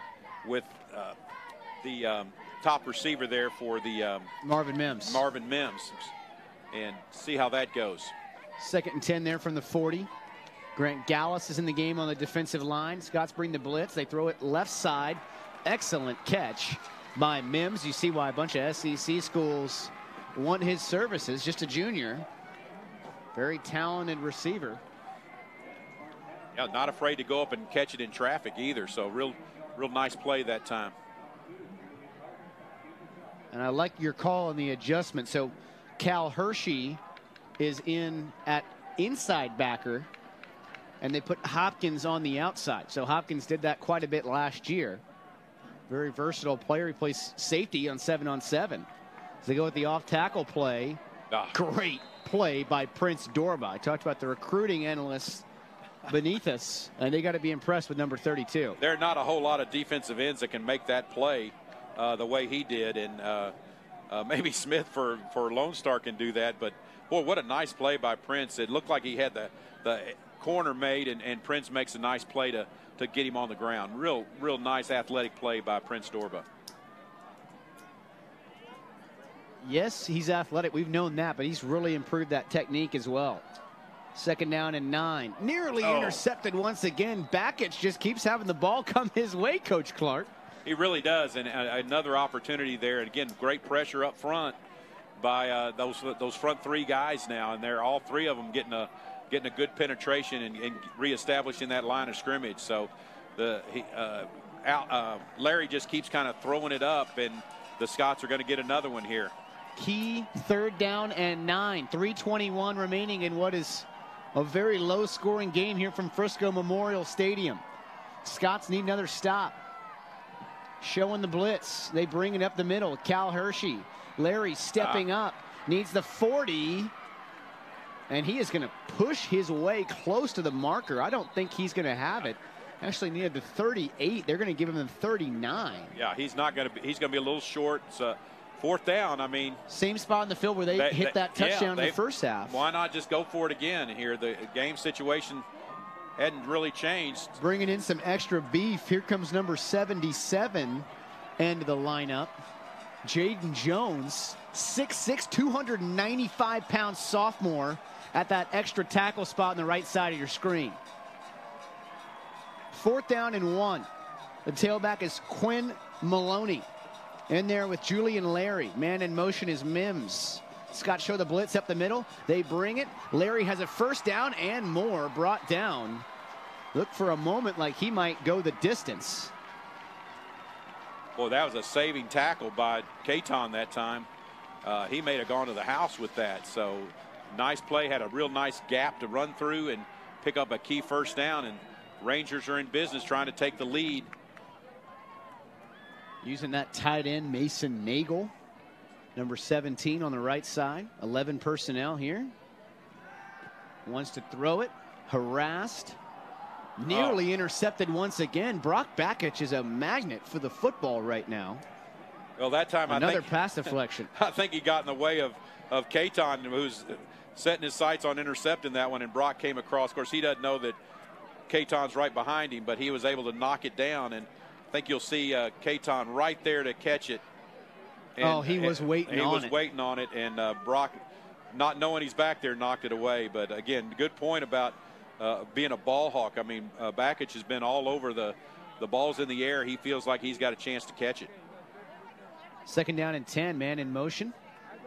Wait, I thought Dorba was held. Off the edges, Larry is loose into the secondary, going to be dragged down from behind by Brock Bakich. Tell me that Prince Dorba isn't held on this play. I got to see the replay. He's matched up with 74, Nathan Deason.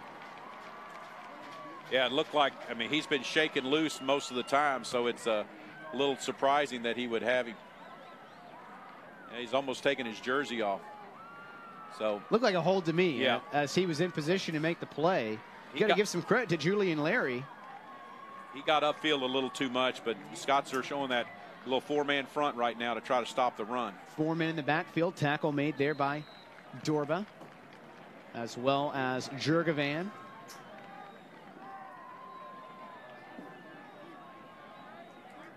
Brent's a very active 3rd quarter.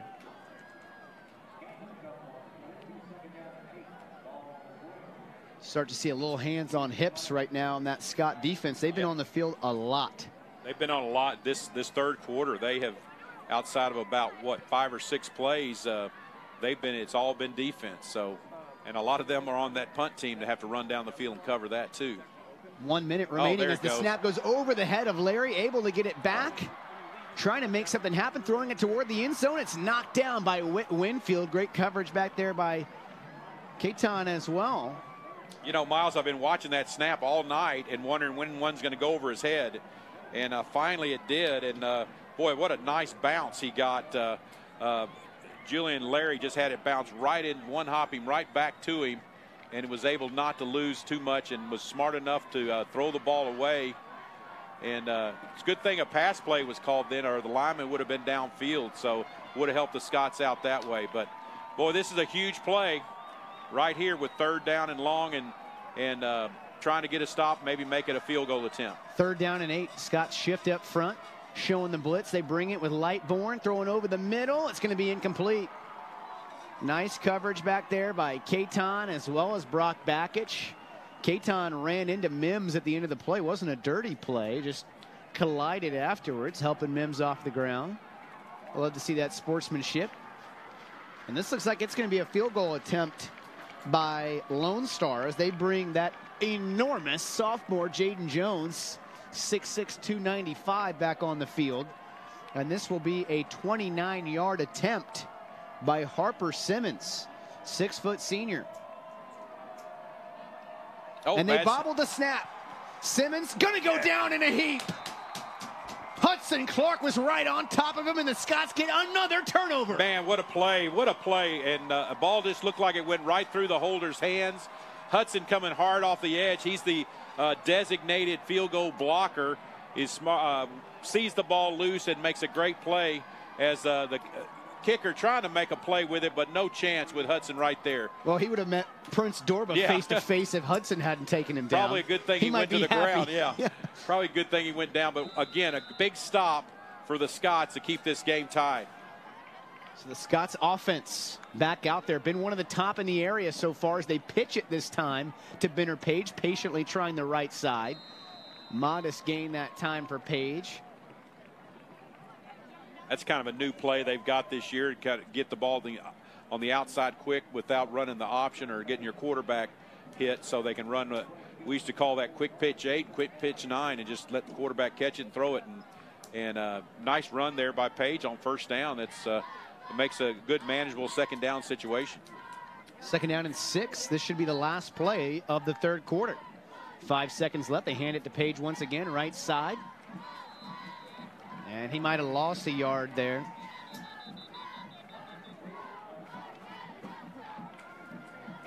And that will do it for the third quarter.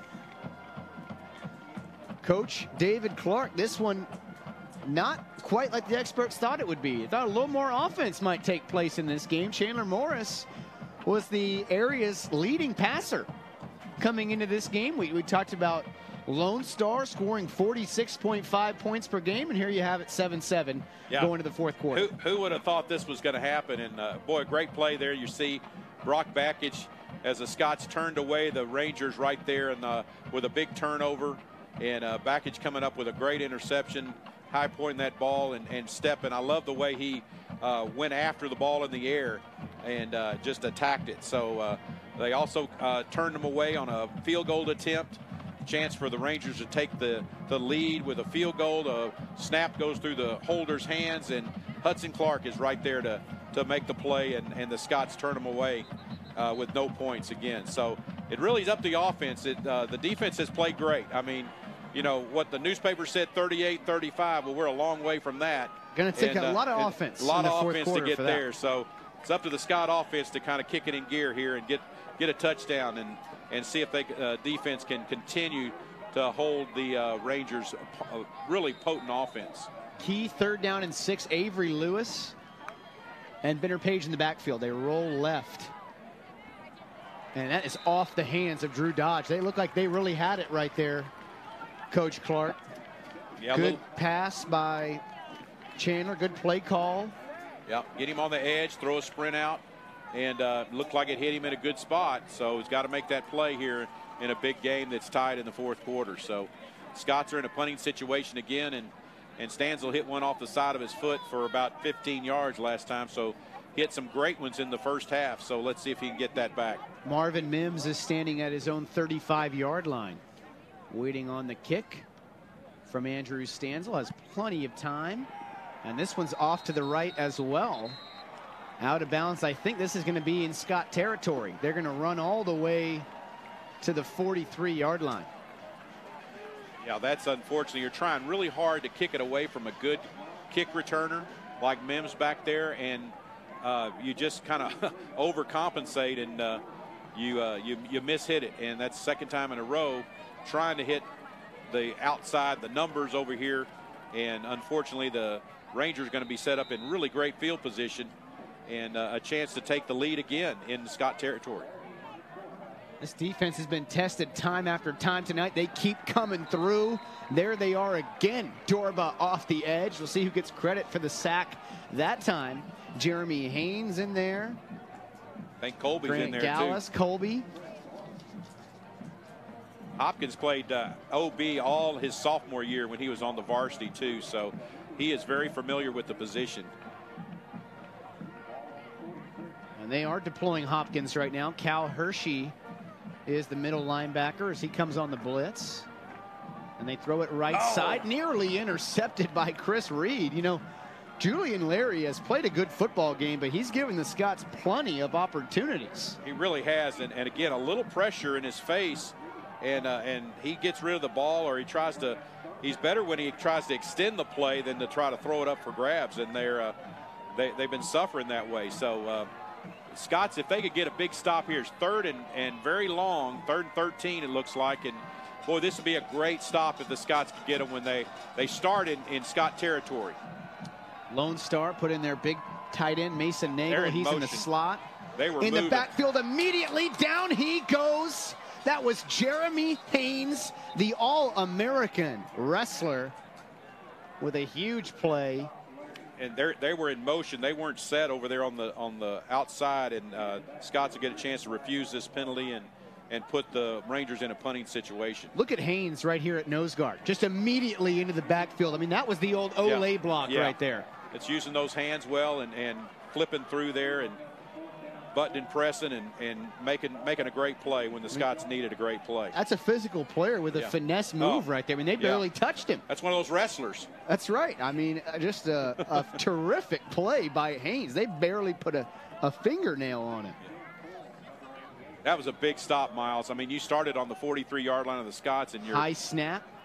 Dorba nearly blocked it off the edge. It's a very short kick. Scots need to get away from it. Flag comes in, and kind of a strange spot right there as the punt will be down inside the 20 at the 16-yard line. I want to get this flag sorted out. But how dominant has that Scott defensive line been in this game? I mean, they've been... And for 3 weeks, they have been really tough. Last week was 10 sacks, you said, and they've been equally as active as they were last week in this one. So they are, you know, it's a real luxury to be able to play 6 guys in a rotation, and they are experienced, they're hard workers, they're smart, and they are extremely talented.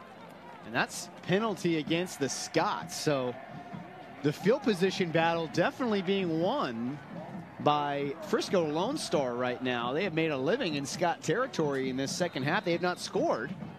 The Scots are going to be asked to go the length of the field as the hold enforced against Highland Park will put them at the 8-yard line. So Paxton Anderson, or is that Stanzel, is deployed as the sniffer to the left of Morris. With Benner Page in the backfield, play action pass. Nice block there by Page as Morris rolling, has a wide open receiver at the 35. How do you let Finn Corwin get that open? I don't know. I wish he'd hit him where he could still stand up. He might still be running right now, but what a great play. Chandler avoids a little pressure there on the play action and is able to find his buddy Finn Corwin wide open, makes a nice scoop of the ball out to the 35. Scots have a little breathing room. Huge pickup right there to just have a little bit of room to operate. Morris nearly took a safety on that last play. Play action pass once again. Stepping up, looking for Finn Corwin across midfield. There he goes again. So comfortable with the ball in his hands as well. It's like he's done that a few times, or maybe in a big game or two. Hey, I got a tip for our opponents coming up. Guard number 16. He's going to get the ball, and you're going to have to find a way to cover him. And he and Chandler have a great connection right now. And boy, the Scots in 2 plays have gone 50 yards or so and have a little breathing room now and playing with a little purpose again. Getting some guys blocked up front is critical as Benner Page has it. Boy, that's some tough running. Yep. Right into number 24, Ford. But boy, Smith, once again, I know I've been making it, you know, calling his name a lot, but even on that last play back there in the end zone, he nearly had the safety. Yeah, I mean, he's been in that Scott backfield a lot. You're right 44. about that. He is a player. He is a true player. 2nd down and 8. Show a blitz off the edge. Scots go check with me. They've really favored this sniffer look here in the second half. The receivers right now are Scott and Anderson. Anderson wide to the left. as they pitch it. That's Benner Page on the carry. Spin move, took a big lick, but a Scott first down as Morris took a big hit, releasing the football on the pitch.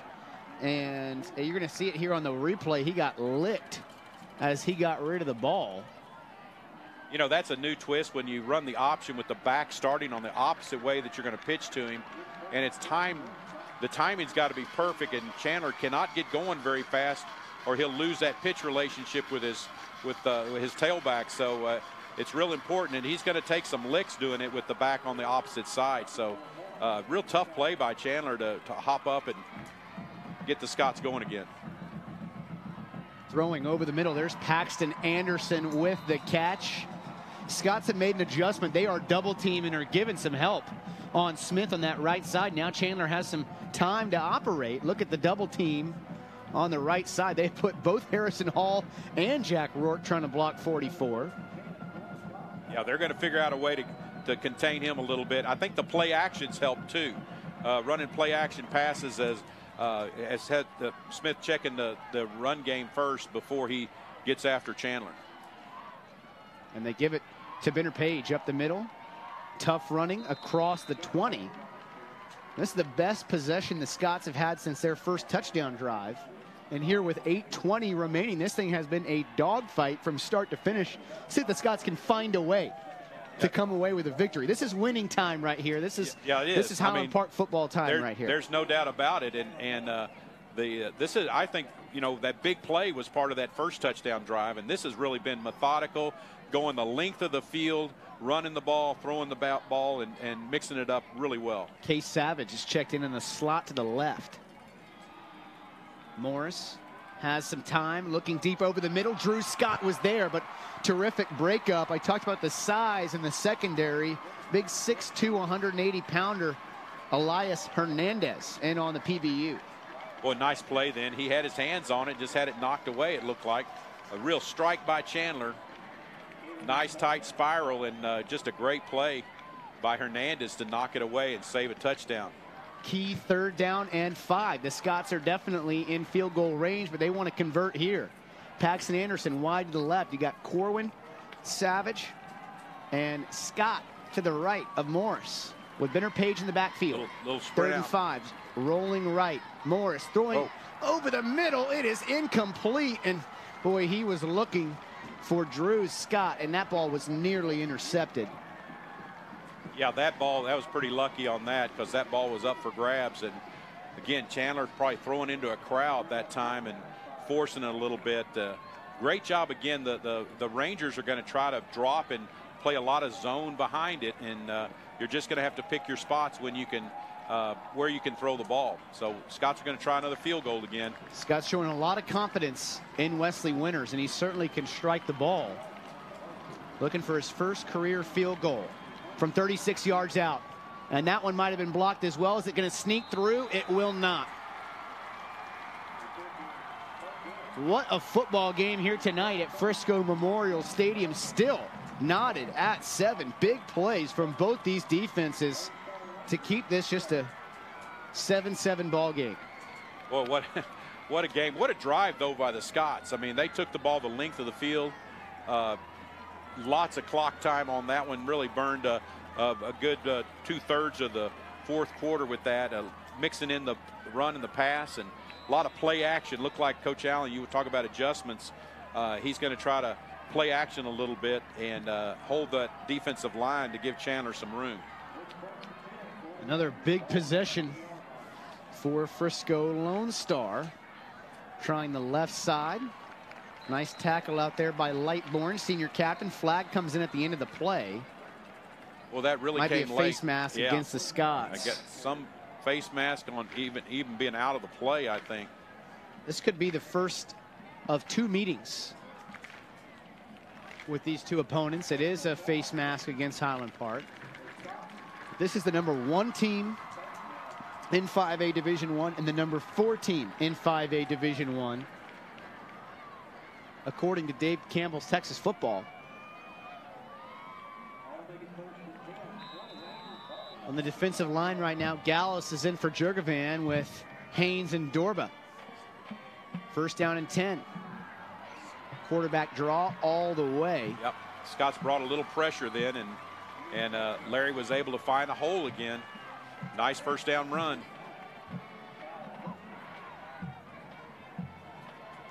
I'm wondering, why is Brock Bakich wearing a jersey with a captain sticker on it? Oh, I don't know. Might be Paxton's old jersey, I'm wondering. Yeah, it probably is. It may just, sure it's not, is it say C, or it may be just the patch from the state championship, so. Oh, Play nice action. play. Dallas is going to have another sack. Boy, for the fourth guy off the bench for Bobby Leitner, this man is a force, number 92. He is having another great game, being player of the week last week, and one of those guys that is stepping up again. Is the D-line is doing their best to keep the Scots keep this game tied up and give the offense another chance. Loss of 4 will make it 2nd down and 14. 6:25. It just feels like the next team to score is going to win this ball game. Julian Larry. Straight drop. The Scots bring some pressure, throwing over the middle. It is caught. That is number 7. And that's one of the backup tailbacks, Valson. It looks like he ran a little circle right out of the backfield, and Larry has enough time to find him. Again, they did a good job of blocking up front to give Julian Larry enough time to find the open man. 3rd down and 5. Huge play at midfield. Larry, straight drop, has plenty of time, now escaping to his right, met by Prince Dorba. As now he wants to heave it deep down the field. Good coverage back there by Brock Bakich, and the Scots get another stop. Got to be so proud of this defensive group. And Coach Clark, you help coach up some of these guys on that and that secondary group. What a job by this defense. They are really doing a great job and really playing well, stepping up, and man, I just, you know, it's like you keep having these body blows and you keep returning from them, and the Scots need Scott defense needs encourage their teammates on the offensive side to get some kind of score, like you said, would probably be enough to win this game. Oh, Scott's nearly blocked it. That was Bakich, who's just everywhere right now, and that takes a tremendous Lone Star bounce as it tightrope the sideline to stay in. Couldn't throw it any better than that. Yeah, it was a terrific punt. Again, the Scots are deep in their own territory like they were their last possession. We're able to drive 3/4 the length of the field and miss a field goal attempt that would have given them a 3-point lead in this game. That more and more it looks like, you're right, Miles, whoever scores next is going to be the one that's going to end up winning this game. And it's important that the Scots get a couple of first downs, if nothing else, to give the defense a little bit of a rest and hope that they can hold the Rangers here. A couple new receivers in the game. Bennett Brown wide to the right. Grant McVeigh going over the middle. They're looking for Brown, and he has the catch going to a knee at the 20-yard line. That's a senior making a play for that Scott offense. And Chandler looks like he's in a much better rhythm here in the 4th quarter. Yeah, he really does. He's been throwing some darts and hitting guys right in the numbers. Just needs to be real careful not to throw it into a crowd and know that the Rangers are playing a lot of zone stuff behind him. He's not going to have guys running wide open. He's going to have to pick and choose where he goes with the ball. They move Corwin to the slot right. Benner Page on the handoff, going nowhere. Terrific job by number 12 in blue, Blake Gotcher, just a sophomore. This is a young team in Lone Star. They're going to be good for a while.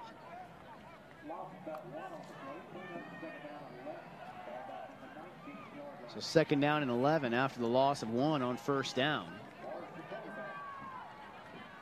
4:30. So this thing is creeping down.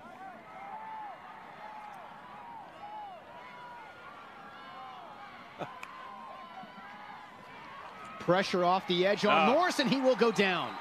What a play by number 44, and I've called his name all night.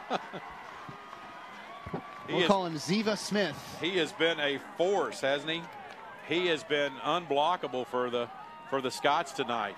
And now the Scots are in deep trouble here with 3rd and long on their own 12-yard line, it looks like. And when you think, too, they've had trouble punting the ball. So this is a big play. They need to get some yards on this.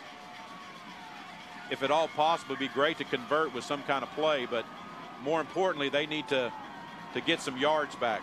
3rd down and 17. 3:33 left on the clock. Moore setting up the screen. It's incomplete. That Chandler's had a chance. Upset at himself. That had a chance. Looked like they had a couple guys blocked over here, and that had a chance to at least pick up some yards, maybe even get a chance to get the first down. Now, goes back to the punt team, and Stanzel needs to hit a good punt here to give the Scots a little bit better field position. Even with a good punt, the Rangers going to start at midfield or so. And you don't want to kick it way too deep and give Marvin Mims a chance to get loose. That's why you angle punt away from a good returner like Mims, and he's been kind of overcompensating. Low snap fielded by Stanzel, and this is a good one. Mims going to a knee to make the catch. Clutch play there by Mims. But Lone Star going to have a chance here, Coach Clark, with 3:23 to go down and win the game. And we've seen them have some confidence in their kicking game as well in Harper Simmons. So only need to get them to the 20-yard line or so to give Simmons a chance. Let's see if the defense can step up one more time. Yeah, if you're a Ranger coach, you got to be telling guys, this is what it takes. If you're ready to play with the big boys, you need to take this down and score. So let's see what they can do. 2-back set. And they're going to hand it off to start the drive. That's Quinn Maloney. Nice solid first run. down pickup. The adjustment made with the 2 injuries at linebacker spot with Andrew Bonnet and Bryce Anderson both going down.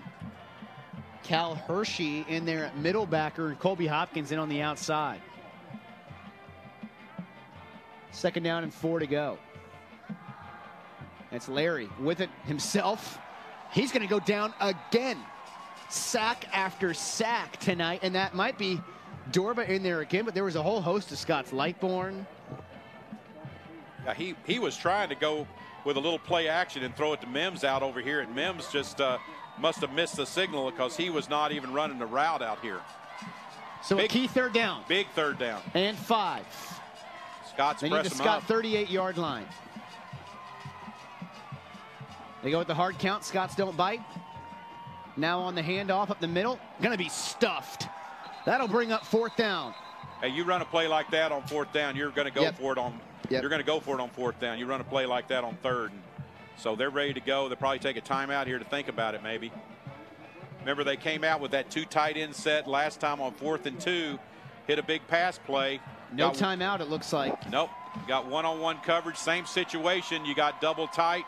See how the Scots want to play it. Maybe give safety help over the top to these corners who are going to be manned up on the outside. It's O'Peer matched up against Winfield. It's Hudson Clark matched up against Marvin Mims. 2 tight end look on 4th down and 4. Under a minute 35 on the clock, and they're going to take a timeout. There it comes. As the play clock ran all the way down to 0. And they let the clock run all the way down. You know, they're shortening this game up, and you know, obviously this is their game to win. Their drive to win the game right here, because the clock is definitely a factor, and we're a minute 35 from a possible overtime game. When was the last time you can remember the Scots playing in overtime?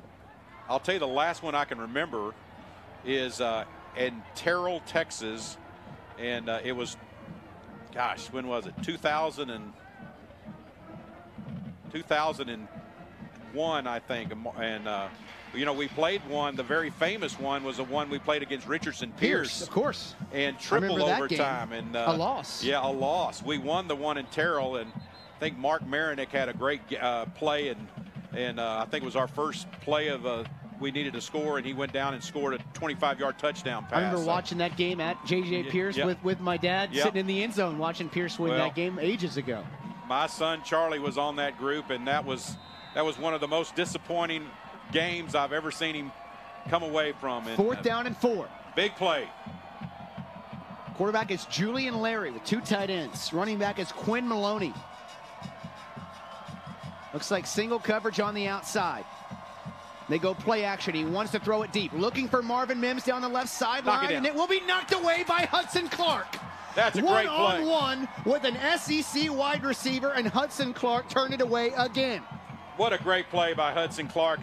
And again, the Rangers were trying the same play that they had success on at the end of the first half with that 2 tight end, getting single coverage. They got the coverage they want. The play action has to hold the safeties, and it's one-on-one, mano-a-mano, and Hudson Clark comes away winning that battle. It was not a good throw by Julian Larry. It was well underthrown. It was a dead duck fluttering around. But even if it had been, Hudson Clark was step for step. Absolutely. Tell me that he can't. That's not a Division I cornerback. I don't know what it takes. Now the Scots have great field position and be just, appropriate to give winners a chance to win this game again. Morris stepping away, stepping up now, showing off the arm strength to get it over there to Drew Dodge. Terrific coverage on the play by number 15, Torrin Pittman, but some zip on the football. That looked like the scramble drill right there those quarterbacks work on every day. Just using that footwork and then getting your shoulder turn and making a good strong throw to the sideline. So HP now at midfield with 1:22 to go. They have plenty of time, 3 timeouts. Trying to find a way to win the ball game. Morris, straight drop, left side. That's a pitch and catch with Drew Dodge. Hey, those guys can do that one in the dark. Yeah, that is just all timing. Working the sidelines. This is one of those things, those Thursday practices where kick the field. They're working on the 2-minute clock and going down the field, and everybody. This is not a situation you don't know that the Scots have prepared for. They work on this all the time. You just feel for like this situation. when Highland Park's in this kind of spot, it's just they kind of have them where they want them. This is a team that's so battle tested. They got the ball and a chance to win. Scotties find a way. It's Smith once again off the edge. No holding call. Morris going to take off. There it came out late. And dive down. Oh, it was a deserved hold call, I believe, at midfield. They just cannot block 44. Right side, left side. He's just been a dominant force. Double teams. He and Prince Dorba from the defensive line spot have really dominated for their defense, and it's really been a tough play. This will be a 10-yard walk-off, and see how Coach Allen wants to play it. Now you got to be careful. This would be one of the times where he's going to make a safe throw, maybe run a screen pass or something like that.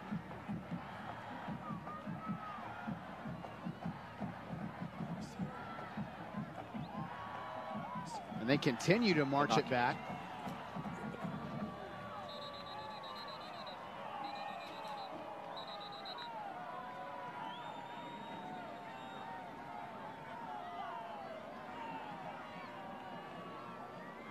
So it's going to be 1st down and 25. There we go. Should be 1st down and 20.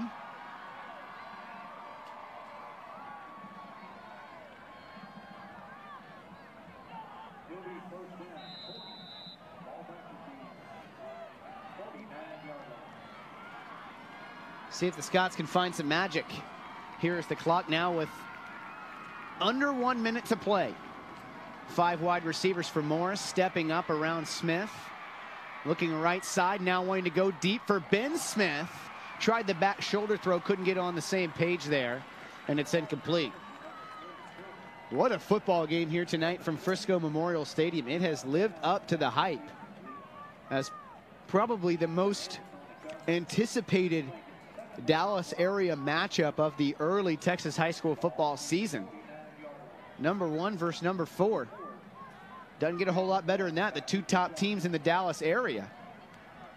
And 48 minutes might not be enough time to decide it either, Miles. So we'll see what the Scots do on 2nd and forever here.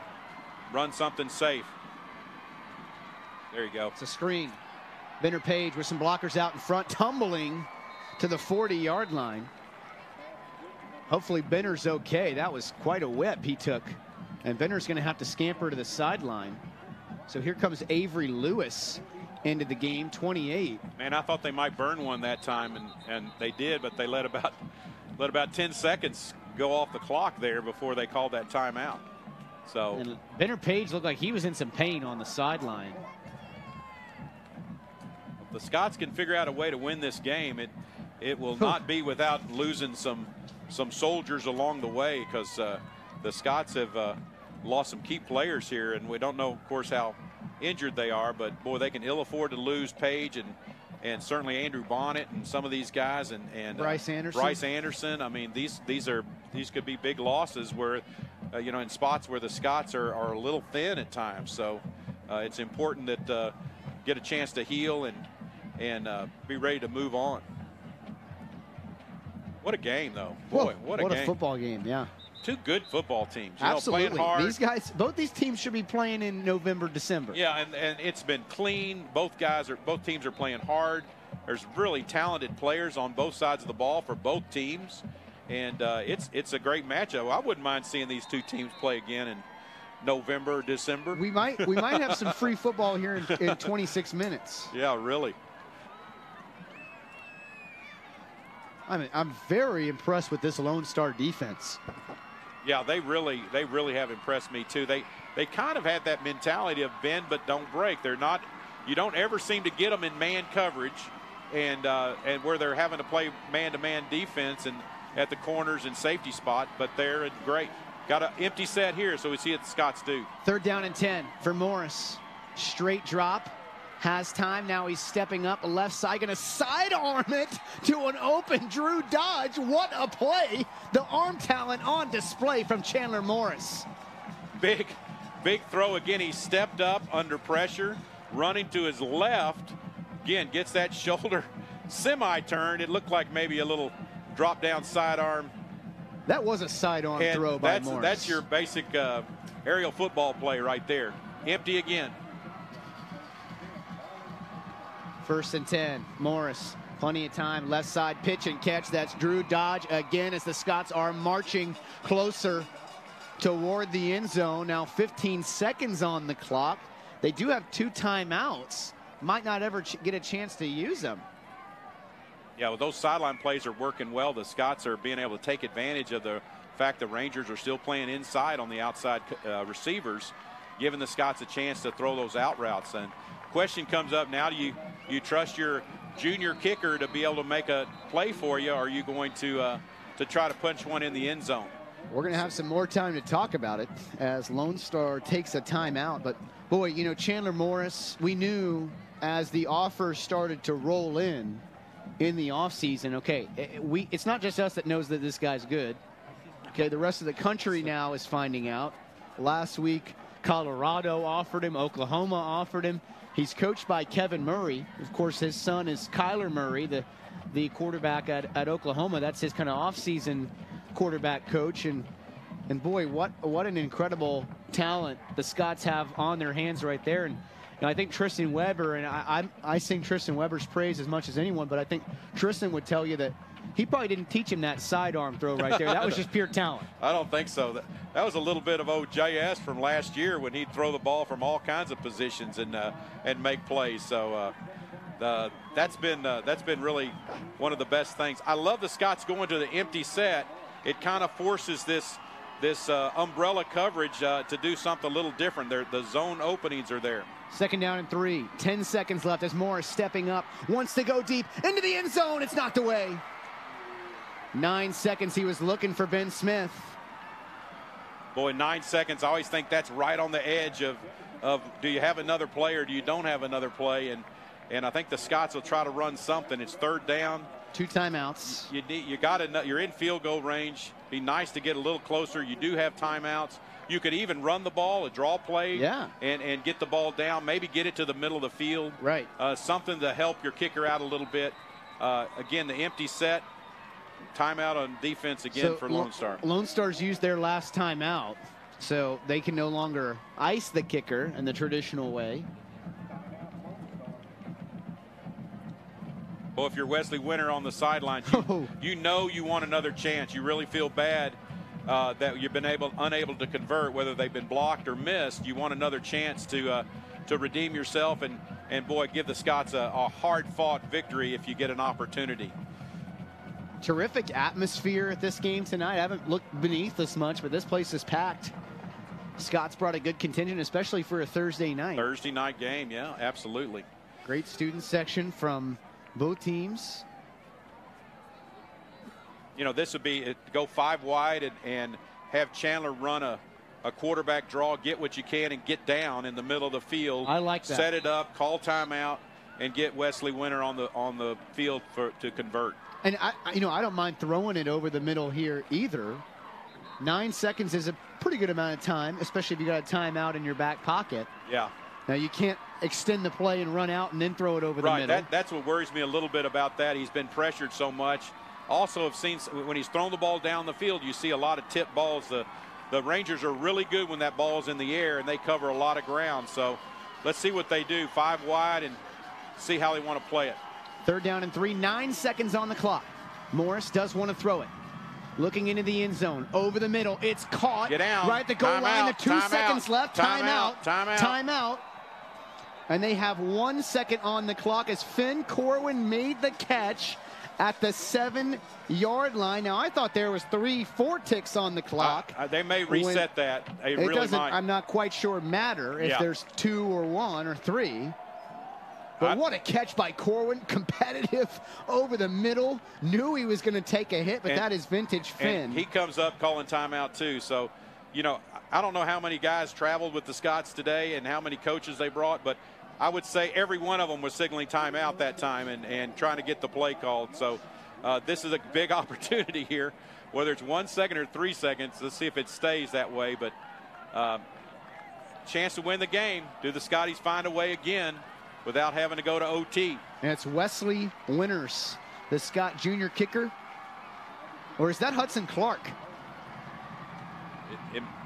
I believe that's Hudson Clark that's lined up to kick it. Yep, it is Hudson. Hudson Clark from 22 yards out of the hold of Finn Corwin.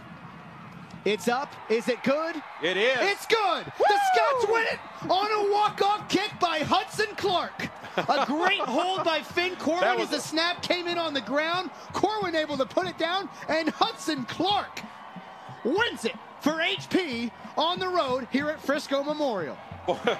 What a way to end it. Again, the Scots with a big stop on 4th down. Hudson Clark knocking the ball away. What else can he do? And then coming down and kicking the winning field goal. That the Scotties find a way again. And number 14, you did it all tonight, partner. Good job. And I said it, but Finn Corwin with a clutch job of getting that hold down, and we'll see it on the replay, but the snap was far from perfect. Corwin able to get it down and kind of off rhythm kick for Hudson Clark there, but Hudson, who's been around the game for a long time, can do a lot of different things, and Coach Gibbs told me, hey, I don't like making a position player kick because you're tired, you've had the whole game, then you have to come through in the clutch. Otherwise, maybe Hudson would be a kicker or one of the kickers for HP, but they felt comfortable enough to use him in the clutch right there, and boy, did he come through. Boy, he sure did. We're going to see a replay of the kick, and watch this hold by Finn Corwin as well. As it came in on the ground, Clark knew it immediately that it was good. Wasn't necessarily a thing of beauty. It didn't clear that crossbar by much. It's beautiful. With the scoreboard says 10-7 Scots. It's got 3 points all over it. So a great job of finishing that. And again, I tell you what, Lone Star's for real, partner.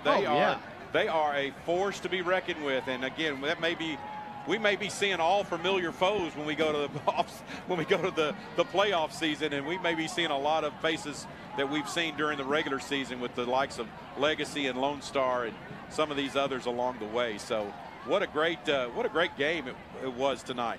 Well, you said it, Lone Star's for real. I could not be more impressed with, and I'm going to try and not butcher his name here, Ziva Shishe Smith, number 44. I thought completely dominated the game for Frisco Lone Star, although the Scots made every effort to double team and do what they could. But obviously Lone Star is a legit club, and the Scots found a way to win tonight. Very legit. Now let's take a look at some highlights from this 10-7 win. First, back when it was sunny, Chandler Morris taking it in for the only Scott touchdown of the game. Look at that block out in front by Jack Rourke as well as Benner Page. Morris finished that run strong. Well, how about the turnovers on defense in this game for HP? There's Corwin wide open over the middle. Somehow he still gets wide open, despite being the man in that receiving core. This is going to be the great pass breakup by Whit Winfield, number 11 for HP. The Scots end up putting up 292 yards of offense in this game. Benner Page, I thought, ended up playing quite a game as well. Had 50 rushing yards for the Scots. A ton of sacks and turnovers, and there's one by Andrew Bonnet, who unfortunately is going to come up lame at the end of this play, the left knee. It looks like he tries to. And he's on crutches down there, is Andrew Bonnet. And then a big play here by Prince Dorba jumping on the football. Scots get turnovers from a number of different characters in this one. And Coach Clark, this is just such a typical Scott win, as you're going to see Bakich make his second interception of the year. And just how typical was it for Highland Park? As I said it, when they got the ball back late in the game with a chance to win, it just felt like Highland Park time. It just felt like those kids down there knew they were going to win the game, and they did. They came through. And they did. Well, we forgot about Hudson Clark's play there. Well, he made a few of them tonight, didn't he? Yeah, you're right, Miles. I mean, you know, we were talking about emotional and when you're up for games and when you're just kind of playing. And the Scots have been up for two straight 6A opponents, both of which they have history with, which would add to that rivalry a little bit. Boy, there's the big kick going through. And well, Hudson's had some big moments in his career. Boy, what a great job. That was a different one. That was. Really super job. A little different job. Wrinkle to the outstanding career of Hudson Clark here at Highland Park as the Scots win it 10-7, and they remain undefeated here in 2018. So up next, Highland Park will go on the road to Bryan Adams.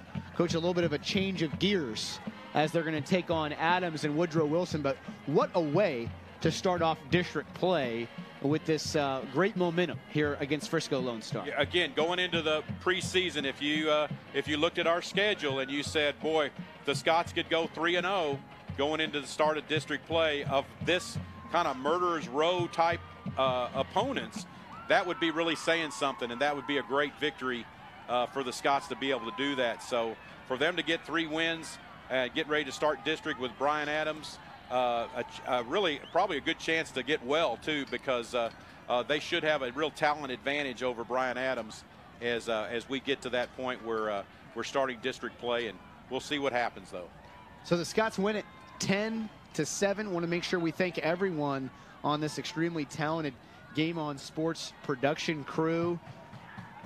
Really great job by everybody in the truck, especially our executive producer Fred Garner, who makes everything happen, and our producer Troy Gooder. Our director tonight was Rob Davis. Graphics, Bill Davies. The replay, great job by Brian Lockhead. Audio, Tim Meekins and Cookie Hawkins. They do a fantastic job on the cameras. Silviano Moncada, John Johnson, Scott Plessy. Production assistants, we had Taylor Swanson and Munya. And David Clark, any final thoughts on this one? I just enjoy being up here these last couple of games with you, Miles. It's been fun, and Big E comes in here next week for you, and then I guess I'll see you in 2 weeks. So I'm looking forward to it. It's I watch the games. It's nice to have somebody to talk to them about, and I've really enjoyed it, and it's been fun, and looking forward to doing it again throughout the season. Well, thank you for joining us. I think you've added a real shot in the arm to our entire production here with some great insight. So the Scots win it here 10-7. We'll be back next Friday as Highland Park takes their show on the road to Bryan Adams. So for our producer, Fred Garner, for David Clark, I'm Miles Dunklin. So long here from Frisco, Texas.